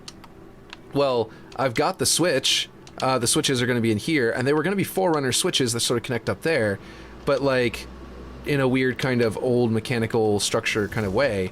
But like this thing would look so much nicer in there surrounded by the stone structure than this would, because this looks so metal. So I really, really wish that I could actually use this one, but I bet it doesn't have the same kind of scripting stuff, does it? Yeah, it doesn't have all of these things. The power channels and stuff like that. Speaking of, I have no idea. Can you only select a power channel after you create a script that listens to the power channel. Is that what's going on here? It's probably not dynamic on default. Oh, that's true. Yeah, let's check that. Ah, normal, phased, fixed. It's not dynamic at all, unless it this one can be set to dynamic, and that's whenever that probably will activate with the little terminal. But this one can't even be set to that. It can only be set for phase for it's that. So it's either always dynamic or always off, which both are weird and broken. Yep, this one doesn't even gain I thought it was going to get one of these holograms. What happened to these holograms? There we go. There it goes. That hologram I thought was going to be over here whenever I switched this one to dynamic, but I guess not. Anyway, that's really weird. I don't think power channels are even usable yet, period. Okay, you know what? I was about to say I'm going to delete all these and get back to what I was doing, but I am instead going to take a screenshot and see if I can, like, send this to Michael Shore or something and point out this weirdness to him, because this is really freaking weird. And there's no explanation for why it's why it's set up this way. Why they don't even have this visual set to that one. It doesn't make any sense. So I'm going to take a screenshot. I'm going to put them in the sunlight, and then I'm going to take a screenshot, because it's harder to tell that one looks different outside of the sunlight. Just bring it down to the ground. Look up real close to it. Because this is just bizarre. And I gotta see if I can @ Michael Shore or whatever, or someone else that's over there working on it. Let's see, mode, rectangle snip. We're just gonna rectangle snip. I'm not even gonna grab the whole screen. Well, maybe I do want the name of it. No, that's just the floor. Never mind, doesn't really matter. Just grab that. Alright, and I will save it for later to do that off stream whenever it's not, you know, in the middle of talking. Let's see. Weird. What are these called? Terminals? Terminal bug thing. That's not a G. That's a K. And also that's Larminal. I don't know how I got that wrong. Weird terminal bug thing. Okay, there we go. Good. Done. Definitely had too much coffee today. I'm typoing like crazy as well. I've done that. I've been typoing all morning. Even using, oh wait, what is it? So hear me out. You could use the worn one as aesthetic and script it to function the same as the normal one. With just an idea if you really wanted to use it specifically. That's true. There's an invisible terminal that's functional. So I could, yeah, that would work. Even using effects for the hologram effect, I could do that. Yeah, that sounds great. In fact, there's even an effect that's kind of looks a little bit like a circle, you know? This is almost circular, and having a hologram effect do that and look kind of circular as my effect would look like you're controlling the ring, the disc in the middle, kind of. So that'd be kind of cool. Or what if I make a hologram in the middle that's a circle, and then I make a line on the left and the right, and I make there be like a high line and a low line, and I make it all like that lined up, and whenever you flip this, and it designates, it actually shows you how these are set up here. I delete or spawn in one of these side lines telling you which bridge is activated at any given point in time. So it's like you flip the switch and it switches locations visibly at the switch down here. And before you flip the switch, you can even visibly see without having to look up and like kind of, you know, figure out what you're seeing up there. Without having to look far, you can see right here a little hologram telling you exactly what's going on. That would be really, really cool. I hope I can figure that out and make that work without, you know, I'll probably have to use, I may have to use decals instead of effects, because effects go into your effects budget and consume it, and I was already having some potential effects budget issues. But if I do effects and it works, then I know that it was just the effect. By the way, I don't know, a lot of you guys probably weren't there. I talked about how I solved it last time, like at the very beginning of the stream before like anyone joined. The effects issue turned out to in fact be the screen effect. I had switched it to like dust and all that kind of stuff, but I forgot to switch it to none. So whenever we were on stream trying to figure it out, and so we never figured out that yeah, I'm pretty sure it was in fact that was the issue, and all I had to do was do that the whole time, and it would have solved it. My menus are off right now. So yeah, that's actually really helpful, and we finally did solve. I finally did solve it, and I think it's solved anyway, and that we're not going to have any more trouble with the effects being like, you know, low. I kind of like the idea of this bowling a little more, like bowl shaping a little more. So I'm going to do that, and then I'm going to kind of drag both of them a little lower. That is not what I meant to do. I need to turn them into a prefab, so whenever I drag it lower, it does both. This thing needs to get the heck out of the way. This thing needs to, like, probably on a world scale, rotate around and just drag it shorter so I know where it is at least. It reminds me where to put things here, but it's not in the way over here. But yeah, I think that would work out really well, that idea. I think that would be a good one. And hopefully it's possible. I think I could. And it kind of, you know what it feels like to me? Have you guys ever played Myst? If you've ever played the Myst series, that's, or like Myst or Riven or any of the games in the series, that's kind of what that would feel like to me, having this terminal that has a visual thing here that you know, connects to something in the world design way far away, you know, that's huge as well, like the Myst middle tower, Myst Island up here in the Myst, let's see. Nope, wait, hold on. Myst Island with a Y. This tower at the... Okay, this tower at the top is like a watchtower that you can like flip switches to like rotate, and it points to different things around the world. Anyway, that kind of stuff happens all the time where you'll be flipping switches and like somewhere else in the world some massive puzzle piece will like flip and change position from this little thing you're doing in this one little spot, and it's really cool. It's one of the really awesome aspects of it that make the aesthetic so cool in that game. See, I want this downward slope to be a downward slope with this side that would be a downward slope to turn into a flat part. What's up? There's a bug on the TV. There was. Oh, is it gone now? We don't know where it is, but it might be silver. What kind of bug is it? I don't know. Fresh told me there was a bug on the TV. Did she tell you to come get me? And then it had wings? Was it big or small? Was it a fly? Or did like a roach get in our house? I don't know. Because if it's a roach, I can come smash it. But if it's just like a little fly got in our house, I'm probably not going to worry too much about it right this second. It's bigger than a fly. It had wings and it's bigger than a fly. Yeah. Was it a mosquito eater? I don't know. You know what those look like? You know what mosquito eaters look like? I only saw it. There we... as a Ooh, dog that was watching weird. TV. Okay, this object, I need to quit Forge and come back in to make it not do this. And I don't It's doing the collision box bug, where its collision box is messing up. But that won't take too much to quit and come back in. I think if I might end up raising this up a little bit, but it's kind of cool that's just poking up a little bit. It won't affect it too much. What's a what? A woozle? Like a Huffalump and Woozle? From Winnie the Pooh? Yeah. A woozle is... A heffalump is an elephant, and a woozle is a weasel. They don't... He doesn't pronounce them right. I didn't click this apparently. Well, oh, okay, never mind. I just didn't have it rotated. But they don't. Yeah. Oh yeah, a whistle is a weasel. Yep. Sorry about the interruption, but it was also adorable, I'm sure. Let's see. I need to get this a little lower to sort of make it closer to being able to get this fixed. To go like this.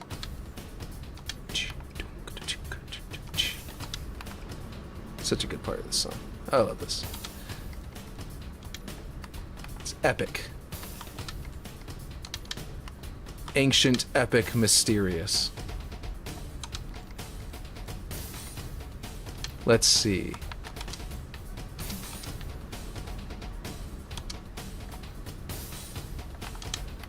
I think we need to tilt this one this way. And then maybe rotate it a bit. Yeah, there we go. Now the slope is correct. Then we just adjust its height. And it shouldn't... Ooh, what the heck is going on here? We do not want that to be... Oh, did I do that over here too? No. It's practically fine over here. Let's go ahead and make this a 8 thickness. Because we really can't have it being too... extreme on that part. Might need to move it back to there, and actually that works really nicely at the edge there, I think. The light... Ooh, no gun. There we go. Yeah, I'm definitely hitting a lot of network weird bugs that broke this thing's collision box, and also did some other stuff. It's making my gun disappear. Okay, can I drop down there? Fairly easily. Oh gosh.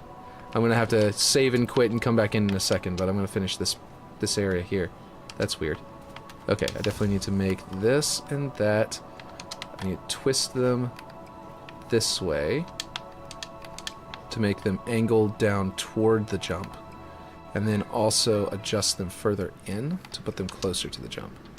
I think this one can also adjust a little further this direction, and possibly actually twist back. I don't know if I needed to rotate that one. It was actually pretty decent angle. There we go. Now it looks pretty good. You're scared of that bug? Yeah, I don't even know what kind of bug it is. I don't either. What did it look like? A dot with wings. A what? A dot with wings. A dart? A dot. A dot with wings. So a teeny tiny one? Yeah, but bigger Not a fly? than a fly. Bigger than a fly. Yeah. How big a fly? How much bigger? Uh, Can you show me the fingers?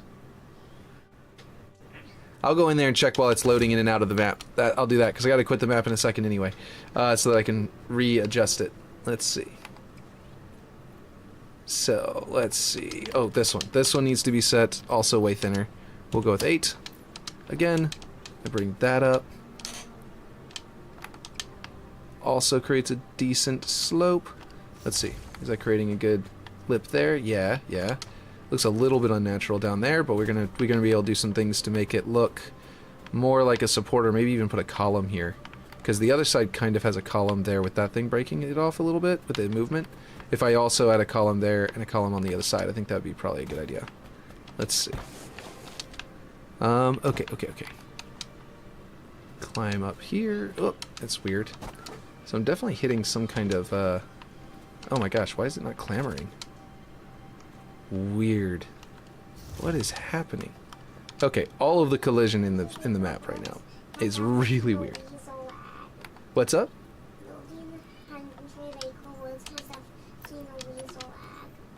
Has ever seen a weasel egg? You know why? Weasels are rodents. They don't lay eggs. So the movie, the joke in the movie was that.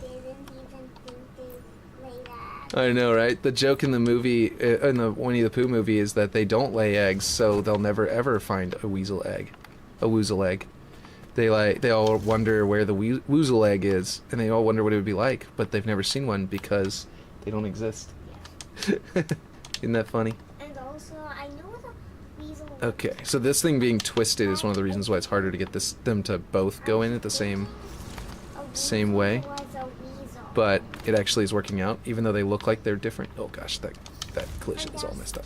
Okay, so I'm gonna save it. I always save it both ways. Oh, hey, Will, good to see you. Thanks again for your advice on my map last night, along with Shade making appropriate adjustments. Oh, you are? Awesome. I want to see that too. You just sent me something on Discord. Okay, yeah. Let me also save this off. Let's see. Placing some snow. I don't know why I uppercase snow. Alright, so I'm going to leave and then reload the map, and while it's loading, I'm going to go see if I can find that bug. The literal insect in the other room. Let's see. Coffee Mane. It was also fun playing last night. Just in general. Let's see. Because we played some matches. I was on Ripshade's stream.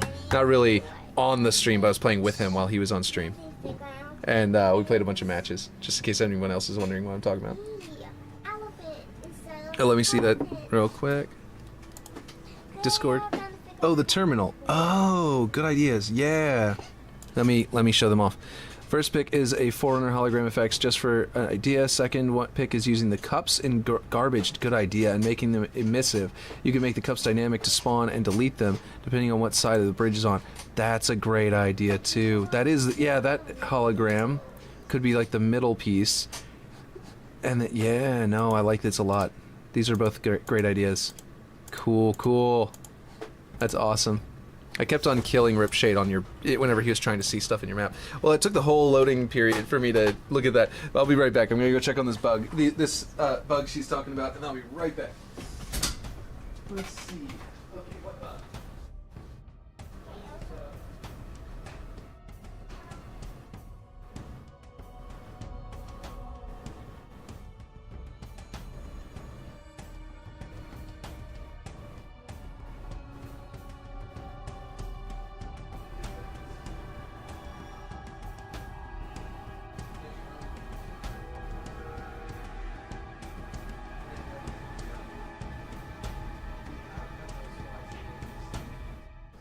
You have to.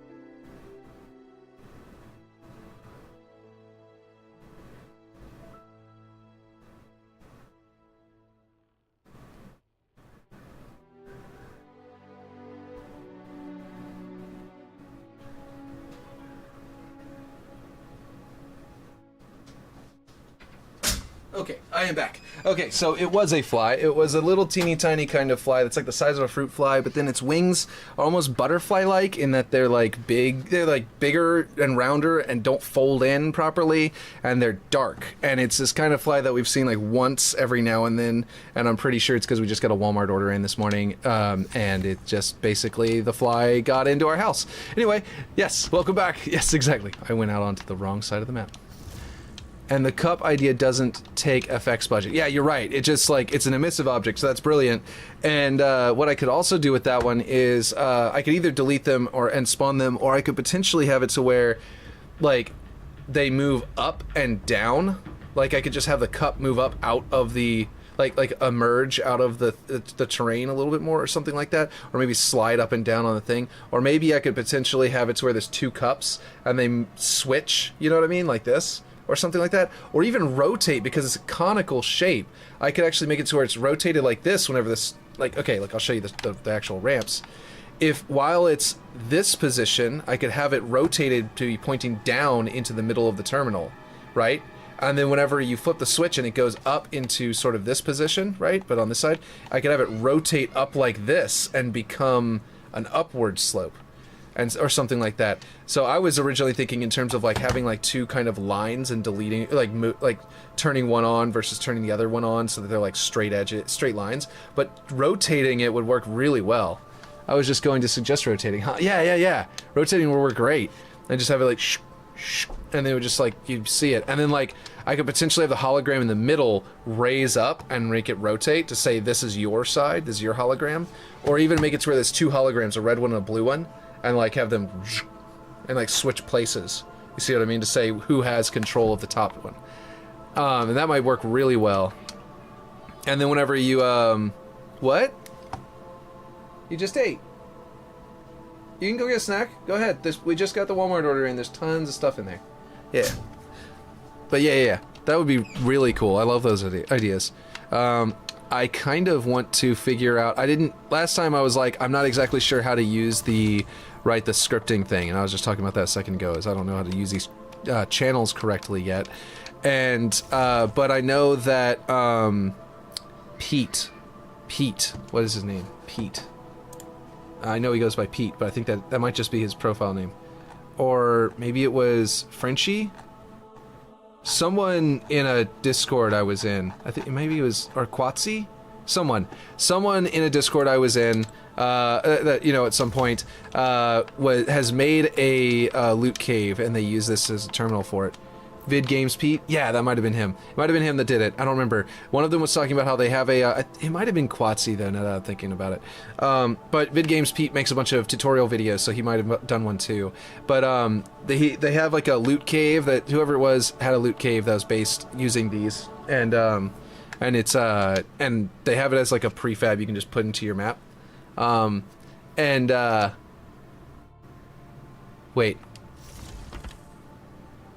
Wait. That would be Pete. Okay. I think Pete made a video about it as well. I could be wrong, though. Been a while. Okay, cool.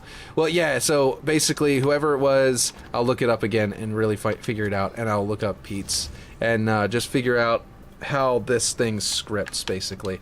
Because that, I do not know, and I have to actually look into it.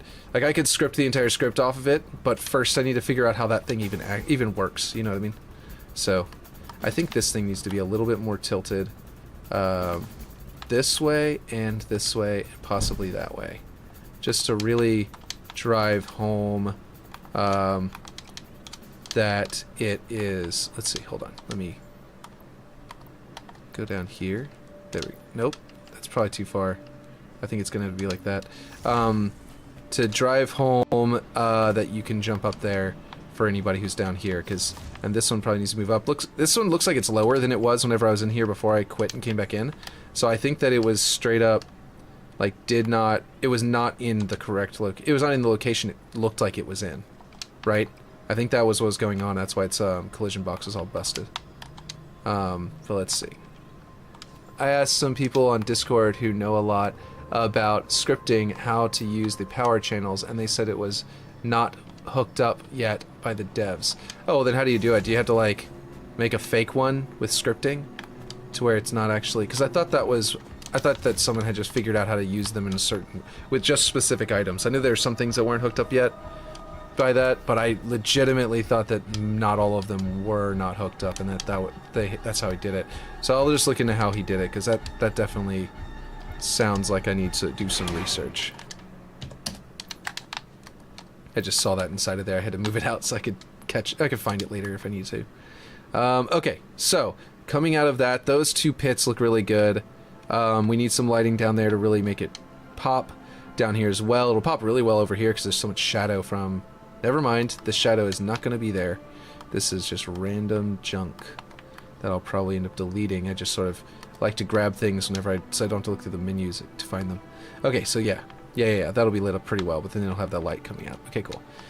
Okay, so however Pete or whoever it was used it, I bet they used invisible switch and all that. Gotcha. Does the invisible switch not also use a channel? Because that would make a lot of sense if that was why I didn't understand. Because I just assumed it also used the exact same channels. Okay, I'm gonna do... Nope. I'm gonna bring this right back up one more tick. And then probably drag it over. No? No. Is that good? I'm not sure if that's good. I'm just gonna undo that drag. And then make it... that move. There we go. Make it kind of... I'm actually going to intentionally have it appear there instead of trying to blend it in. You can kind of see it was this thing I was trying to smooth out. It's a bit of a bump there. Anyway, I'll figure that out later. As I get it more closer to done. Let's grab this. This is a nice flat one that I can bring up and sort of like blend it in to here. Sort of smooth all this out a little bit in some areas where the snow would probably have fallen and smoothed it all. You know what I mean? I live in Louisiana. This could be very unrealistic for snow. Ooh. But this is how I think it would work. A lot of this is just artistically not done though. Let's see. No, you can use scripting to make the same effect as the switches are for the loot caves. The Forerunner switch would be purely aesthetic. Gotcha. Yeah. So I thought you meant that the invisible switch was working, or is what they used, but I understand now. You can really use those angles to intentionally drop off really fast to like get cover if someone's shooting at you, like if you see an enemy tank coming or something. So I definitely like that. Let's see. Okay, so just to make sure we didn't mess up our cave with all of those pieces, Like, that's getting a little tight there, and I don't exactly hate it, but it's definitely getting tight. What is our scale? Ooh, we very conveniently can scale this down on that right there.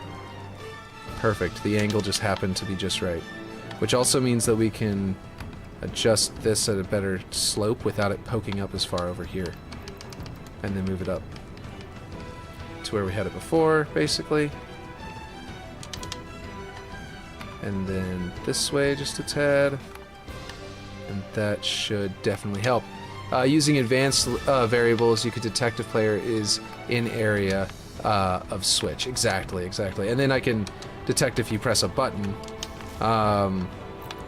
Right? I can detect if the player presses the X button, or do I just need to make it to where you go to the area and it starts activating it no matter what?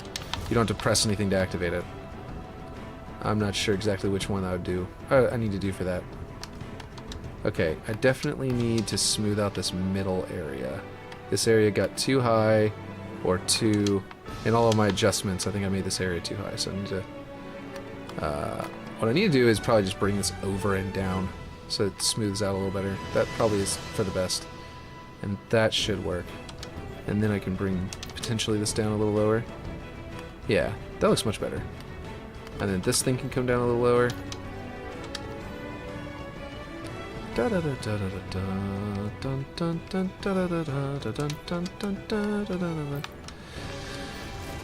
So one thing that I know is weird about the snow is this area would not be flatter if it was lower. Snow that's flatter is higher because it builds up and becomes flatter from the snowfall because it evens everything out.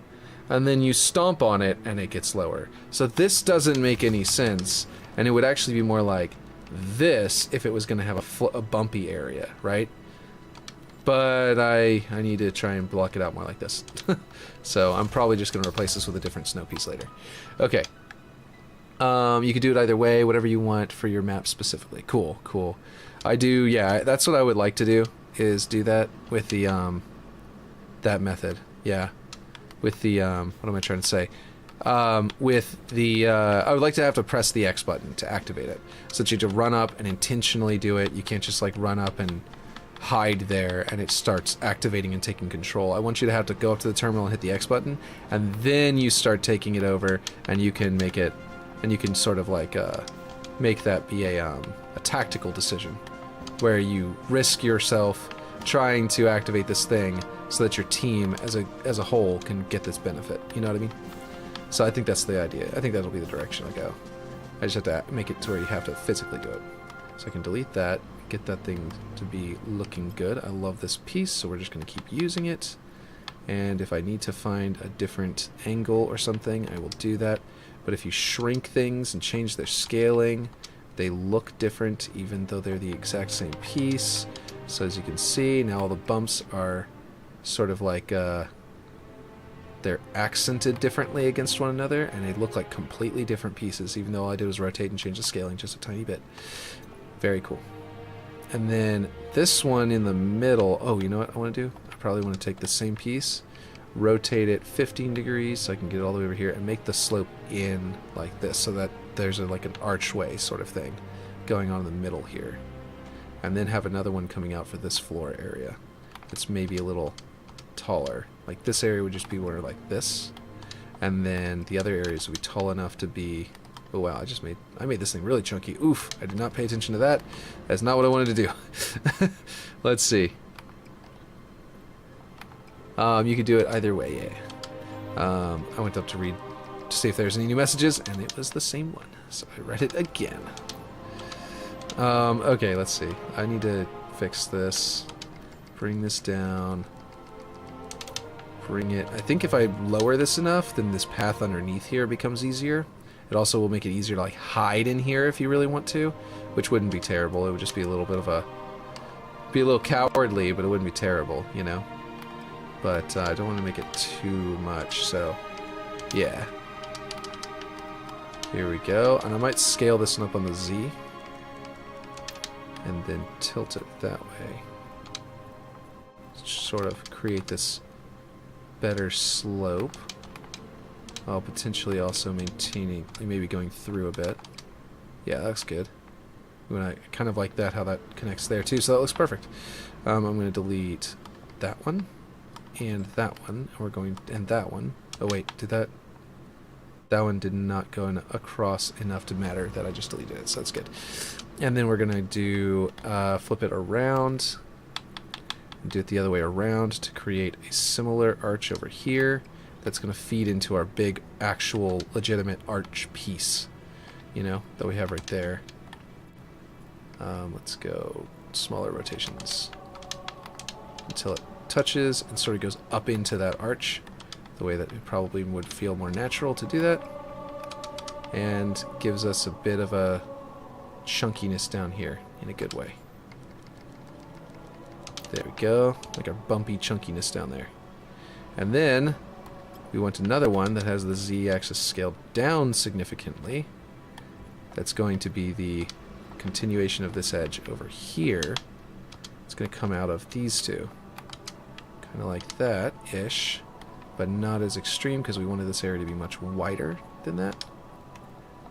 And so it's going to come in over here and just sort of stretch out from there and give us a good shape to it, like that, which was supposed to be an angle going that way from it out of here.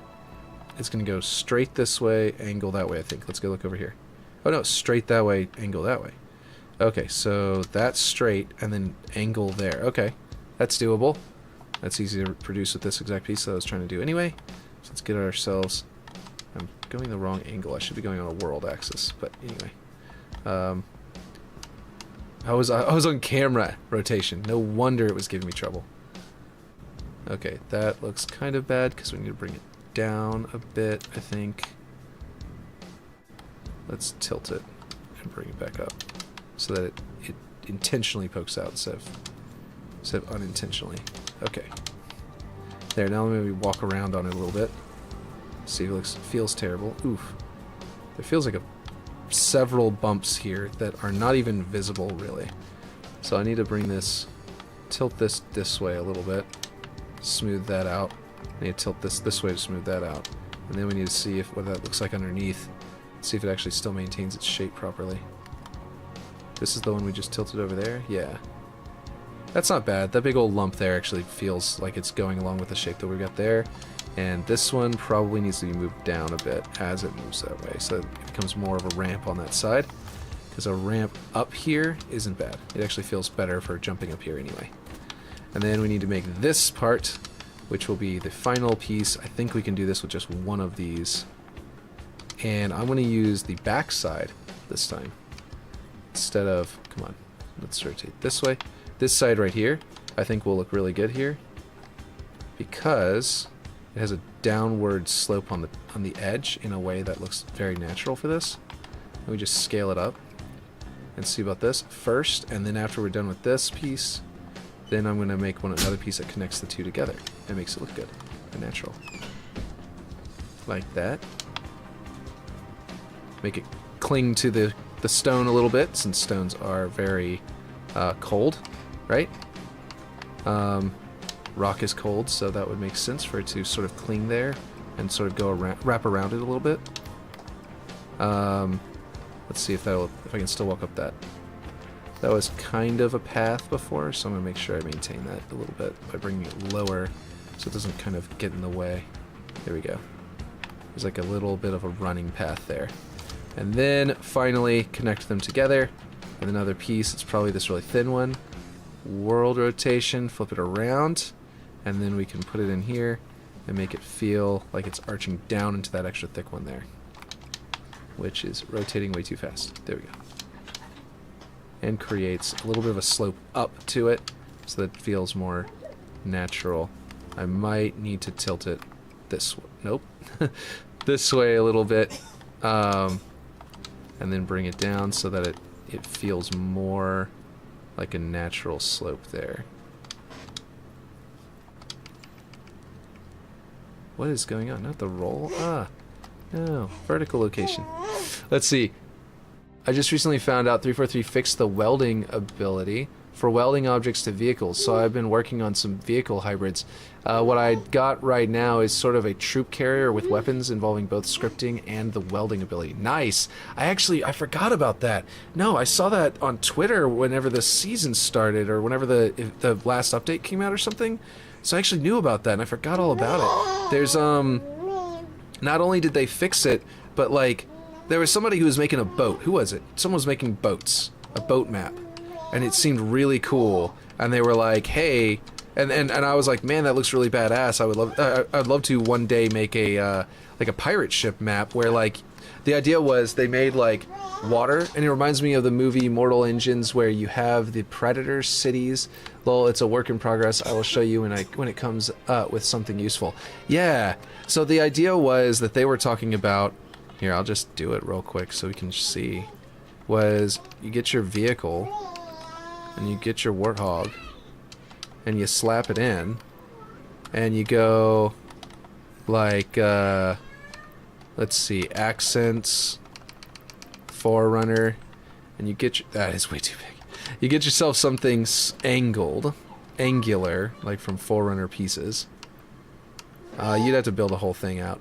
Anyway, the point is that if you attach an object, we'll just slap this on there. This will be a silly looking version, but basically we're going to grab our X and Y to match while it is just higher on the Z. And yeah, you weld. You go wrong. You go... Oh wait, I have to set this to dynamic, normal, that one, weld, and now they're part of the same thing. Reminds me of the movie Mortal Engines. Yeah, that is really awesome though. That's dope. He was talking about, I'm trying to remember who it was on Twitter. It's like kind of wonky and stuff like that. But if you put it on like a, let's put it on a tank. Let's do this again, but I'm going to put it on a tank. Let's see. It can be phased too, not only normal. Oh, really? Wait, what? Wait, you can phase weld now? When did that happen? Wait, hold on. What are you talking about? That's insane. Hold on. No, unweld. Wait, where is it? Unweld. And then unprefab. That's amazing. Are you serious? This thing can be... Tank is the best base thus far. Yeah. Wait. That's huge. You're serious? That it can be phase welded? Because that was the thing that was preventing me from doing the pump shroud as easily. The scripting would be so easy if you just phase weld all of the pieces of the pump shroud on Waterworks and then move them all as one script.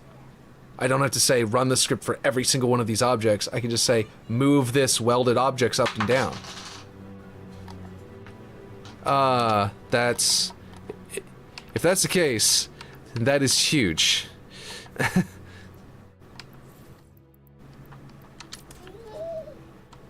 Okay. Let's put the tank down on something flat so I can be sure that it's definitely on the ground. And then we'll flip it around like this, and we'll do that, and then we'll go enter, enter, and then we will lower this piece as far as it'll go, and then we select that one, and then we weld. Oh my god, that thing is phased. I set this to phase, didn't I? Did I just group it again? Ungroup. Okay. Oh, normal. Okay, hold on. Phased. This one, that one. Weld. The only thing I wish is that you could weld vehicles to vehicles. So, wait a minute. This is huge. Obviously you can't phase inside of a vehicle because a vehicle can't be set to phased. It's always going to be a normal. But you can climb on this, you can climb on this, you can drive the Scorpion, you can be a ship on the ocean where the whole Scorpion is under the water and the boat is above the water and the players are running around. And then whenever you get out of the vehicle, you can make a script that teleports you up on top of to the vehicle's location plus some Z amount, right? So then you appear up here and then drop down onto your vehicle. So as soon as player exit vehicles, move player to Scorpion plus some odd amount of Z drops onto your vehicle, right? And you're returned to the top of your boat. So, and you just saw, by the way, that when I'm standing on top of this, I can drive the Scorpion and take control of the ship. And shoot out of the ship, mind you.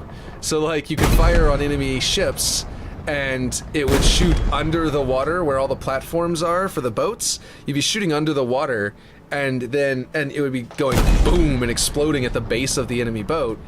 But it would actually be damaging their Scorpion, right? So, like, you could have boats, like combat boats, and like the whole map is like, oh my god, this is amazing.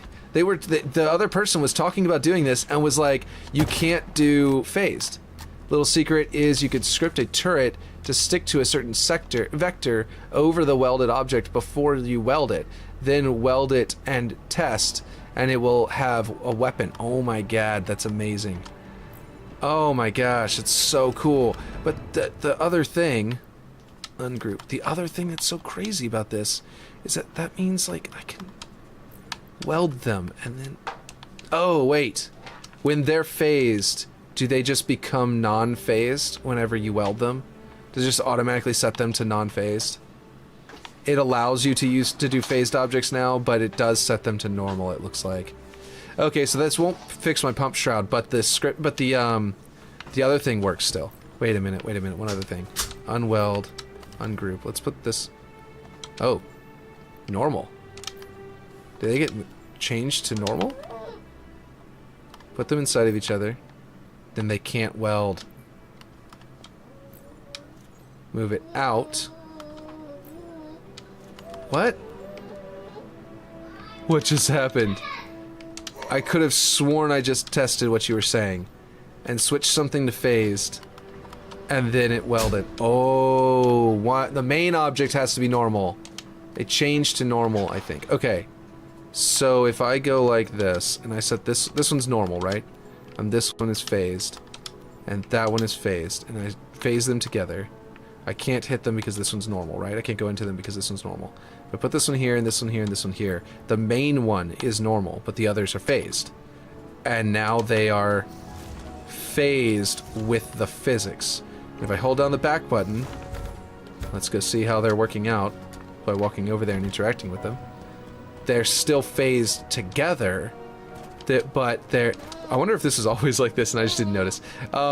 Is that they are phased, but the whole thing is following the normalized physics of this object. So it won't help me with the pump shroud, but in the future... But you could do this with the boats, where your boat can be all phased objects except your vehicle, and just be built on top of the vehicle, so you could make the boat look really good. I was worried that you wouldn't be able to phase inside of each other and it was going to be really difficult to build a boat. But no, this is actually... Oh my god, this would be so cool. I really hope someone does that soon. That gameplay would be amazing. Makes me want to do it, but I know I'm still in the middle of so many other things. I should not pause to do that. That would be a bad idea. Ooh, you caught yourself really good. Yeah, you're good. You okay? You're okay. Do you need help you get up? Okay.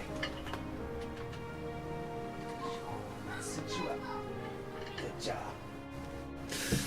The toddler. My toddler. Not even toddler. Like, she's like newborn. Just slipped and fell over for a second. And she actually was really good at catching herself. She stopped herself from hitting her head or anything like that. I think if I move this out, it'll be better. Because it will kind of... Let's get a better angle for that termination point there. That feels better. But anyway, it feels better for the angle there for where they're supposed to be. But yeah. Do that boat idea combined with my swimming script and you would have Halo in the ocean. Oh man, that would be amazing. Ooh, that is rough. I don't know if I want to have that. I might put an archway there. Just because running here feels awkward because it's so tight to the edge, you know? But so you feel like you want to jump, but then like if you jump you just gonk and then you fall. So I might put a little archway there, maybe one there. Maybe actually put archways around each of the above each of the columns, leading from one to the other on both sides of the map. The flat is fine, but a little archway would probably be more visually pleasing anyway. So yeah, I'll probably do that. You're going to bed? Okay.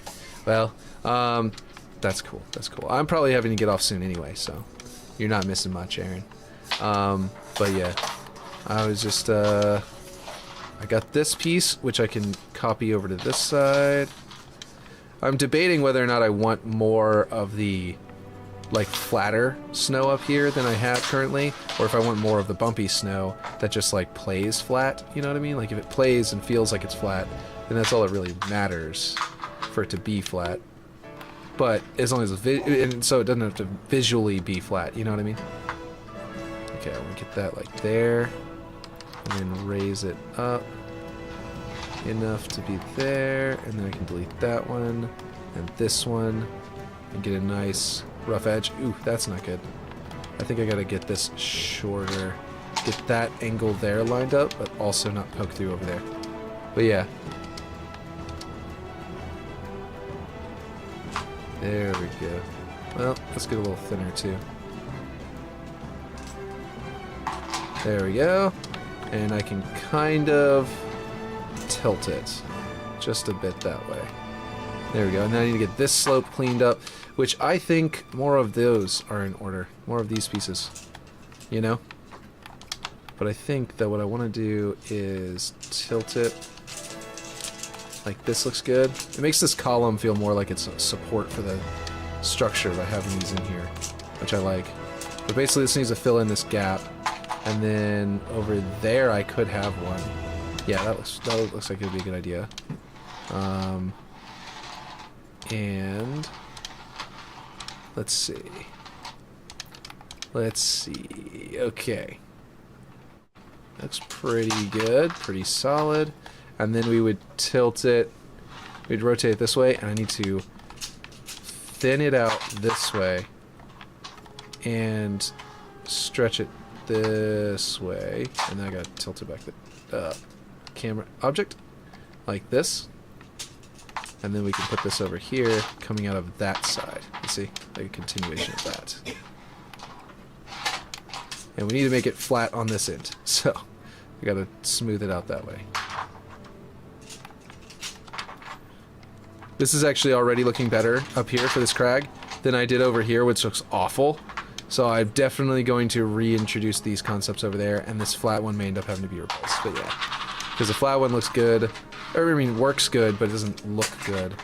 And then, like I was just saying, I don't know if it's better to have the flat, the functionally flat but bumpy looking, or the, you know, bumpy looking but terribly, you know what I mean? Like yeah, I don't know.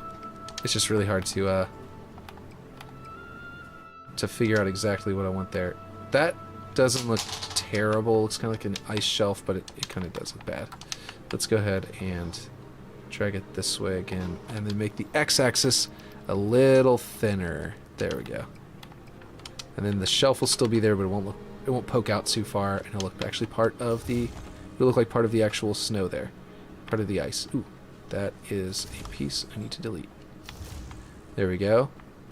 See, that looks good. That looks like the inspiration I got from Red Dead Redemption.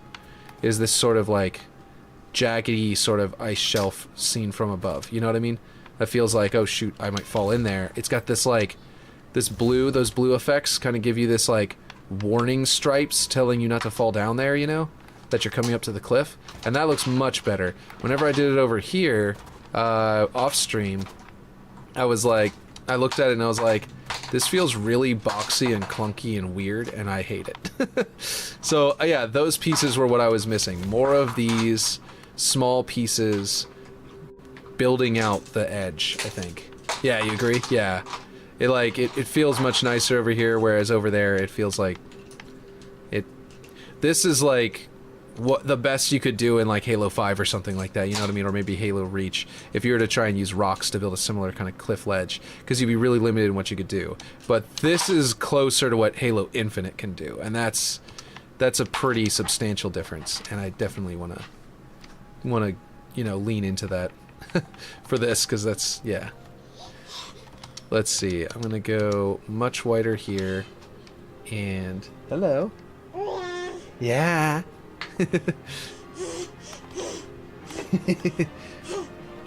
Are you excited? Let's see. Delete that. That's good. I could probably even delete this, but it's kind of guiding. Well, yeah, I could delete it. It's kind of guiding into there, but I can just guide this one into there. That's kind of getting there. I'm beginning to think I need to do either lower the ground down here or make no tanks get down here, because let me show you what I'm dealing with here. Let me get a tank and go down there so you can see what I was dealing with this on the other side, and I'm not certain that I've got it blocked out thin enough in the roof. But these pieces with the slopes that we were figuring out is actually really good. But like, watch this. Camera jerk over here. That one was actually okay, the way it's smooth, because it felt like I was getting closer to the slope. Like, this is fine. Feels like I'm getting too close to the slope and my camera should mess up, right? But then like over here, it's like unexpectedly boop that, and it might make me lose aim. It bothers me, all that kind of stuff. So that object there needs to be replaced with one that slopes up into it. But I think that's part of the ramp. No, it's not. It's this one. Okay, so we definitely need more of these then. This one needs to be over there because that is not good. I need this piece to sort of come up out of there to be my flat piece on the roof. So that it kind of doesn't have to be this size, but it needs to be able to go all the way to here and then go out as far as that one. So I need to adjust size-wise. I guess the x-axis is the one that needs to be adjusted on? Yeah. And then you need to go to like 1 degree until I get it. Ooh, that's nice. It has a good downward slope on that edge. This is way better than this other piece. Yeah, look at that. It's going to make this transition way smoother. Oh, that's perfect. Gosh, this piece is so good. Every time I go to use it for something, it ends up doing exactly what I want it to do. In a way that, like, the previous pieces I had there was just, like, garbage by comparison. Let me see if that's smooth. Oh my god, why did it teleport me all the way over here? Okay, here we go. Nice. Yeah, that's already much better. But the angles aren't perfect. It's already much better. And actually, yeah, once this is gone and that's gone, it's going to slope up into it. And it's going to be that high. It's actually going to raise the roof a little bit right here, just a tiny bit. Gosh, it's so much nicer. Wish I had noticed that earlier. Obviously, I need to smooth this out again. But it actually means this can go higher, which I think I had wanted it higher at one point. Yeah, that makes it a little smoother. Because it makes it something you can hide behind. And, oop, nope, something, you should be able to run up that, I think. Well, it looks like it should be able to be run up, but I could adjust it or add another, like, snow thing to where it tells you to jump, but yeah. So it's a good alternative to flat with texture. Okay, another piece you could use is rocks miscellaneous. The rocks can have their textures changed, and I think their shadows don't act too weird when scaling differently. I really do like those, and I love them a whole lot, but they don't do this. You hear that? Sounds like snow. And then other objects sound like rock. That applies to the texture, to those as well. I really want my snow to sound like snow, so I'm trying to figure out how to use these specifically. But if I have to, I will change plan and resort to this. So that is a good idea to keep in mind. But I'm trying my hardest to try and just use these, just purely for the audio effect, because I know it really sells the world you're in to have the audio like that. It's like Hideo Kojima, who like he played one of his engineers, right? He brought Halo 3 to Hideo Kojima, who, while Hideo Kojima's working on Metal Gear Solid 3, and he was like, this game is really cool, you should check this out. He checked it out, and he played it. Hideo Kojima has like motion sickness or something like that. He can't actually play video games without getting motion sickness, so he doesn't play them, but he makes them. So what he did was he walked in. He can only play for a couple minutes. He got into the very beginning of the game in Halo 3, the campaign, was in that forest, walked up, shot a little like branch or something like that, a little plant or something, and it shook it as his bullets were whizzing through it, and he just nodded his head of approval and then left and then walked away. Like that was supposedly what happened according to according to people who were there. And that's that's kind of like what I'm like a little bit too. I'm like, okay, I want the sound. That looks terrible. It was way too thin. I want the sound effect of the snow crunching under my feet, so I can kind of get this like realism effect, because it just kind of it sells it for me. You know what I mean? I mean, I guess snow does come in different shades, but this just feels a little too dark. I think I need to. That's a little better, a little closer to okay. And I'll just tilt it downward, and then bring it down, and that should smooth it out with the environment around it a little bit. No, it just looks too bad. I need it to be roughly the same color as the area around it. So maybe I'll just make a little bump here. I can put a little hill here. That's not a big deal, and I'll actually probably enjoy that as a gameplay element. It would make this a little less flat terrain. So yeah, that's what we'll do. Camera. Let's try and do. I know I'm on camera. I don't usually use camera. It's kind of messy. But yeah. There we go. That looks nice and thin. But yeah. Okay, and then we'll try and get this other angle, which honestly barely even needs this thing to be rotated. I wonder if it even needs to be rotated. That kind of gets the effect right there. I'm kind of tempted to just rotate it this way. And to make the thing more like that side.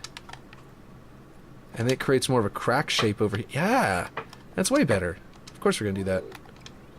And then we're going to do this. And basically, and find a better spot for it. To have our slope that direction and then a pivot. I do need to get our music going again real quick. Let's see. Okay. Yeah, if I go this direction and I stretch it this way, right? And so I can tilt it this way, and that'll create my straight edge over there, slope this direction kind of thing. Continuation of that. But I need to bring it down this way, I think? Or did I just... was that where I stretched it? Yeah, no, that's right. I think that's right. Let's see. And then we can bring it up to smooth it out with the rest of the terrain. And we have this like ice shelf effect, which I was building out with these other pieces, but I've realized now that I didn't really need to do, because this other piece already has the ice shelf kind of built into it. There we go. That actually looks pretty good. Yeah, so I'll put like a hill here that sort of goes up the side of the tower and comes back down.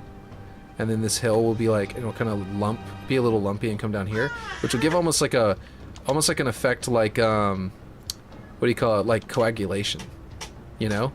Like, what is it called? Like blood gulch. That's the correct word. That's the original name for it. Where basically I could, like, I'll put an actual snowdrift that goes up that way. But I'm gonna build the underside first. So it kind of feels like more of this piece kind of coming this way. It might even be how I do the slope down here. Let's see. Object, rotate 15 degrees, looks about right. Yeah. And then that way it kind of like comes up that way and goes into that piece, and then there'll be one of them coming up the other way. We're creating a good like natural kind of effect there. I'm going to make this a little bigger around in all directions. Go around the whole thing, and then that makes it even more of a continuous slope in here. Let me go ahead and make it a little bit shorter though, so we don't lose the detail that was on that wall. Wait. Let's not make that thing poke out too far if we're gonna do that. Yeah, we gotta make it shorter but move it over. There we go, I think. Oh wait, I need to change it vertically as well because it's going shorter, so I may not need to move it over. And I might need to tilt it this way further. Yeah, that'll do it. Wait, let's go into the slope of that hill that we're trying to create over here. And kind of make this the base of the hill as it smooths up into it. Yeah, let's go a little more like this. Ooh, that's a good ridge, I think. I'll just make it look good with that other piece to make the hill more convincing. Like that kind of thing, maybe? Like have these two ledges sort of come together. See how That's not too bad. Let's bring it a little lower. Nope, can't go lower on there. So that means we got to go to object and tilt it back. Actually, let's go object and tilt it forward by half a tick as well. There we go. Now I can go down without it being a problem. There we go. Awesome, that looks good. And then up here, down here. Yeah, that looks pretty good too. I kind of like that. Even though it kind of feels like it's a little bit weird with the way this is going, that's the thing that actually makes it feel weird. If I have this lumpiness here, that's actually pretty good. I think fairly realistic for something, for some snow and ice, like caves. Okay, for like cave structures and stuff. But, ooh, a hole here would be kind of cool. Okay, we're gonna explore this further, I think, as I go. But like I was saying earlier, whenever Aaron had left, I was about to have to go, and I was just reminded again. So I think it's time to probably get off stream. So I will catch you guys all later. Unfortunately, I only have 4 people on Kick. Let me refresh it, see if it actually is 5 or more. I can't host anyone unless somebody on YouTube wants to hop over to Kick for a second. But in the, oh, Ripshade is active. Well, I can tell you Ripshade is active, so everyone can hop over there. I just can't host him. So, yeah, anybody who's watching me, go ahead and you could go over to check out Ripshade. He's actually in Fortnite right now, though, so if you're looking for Halo, unfortunately, that's not what he's doing right now. So, anyway, yes, adios. I'll catch you later. Yeah.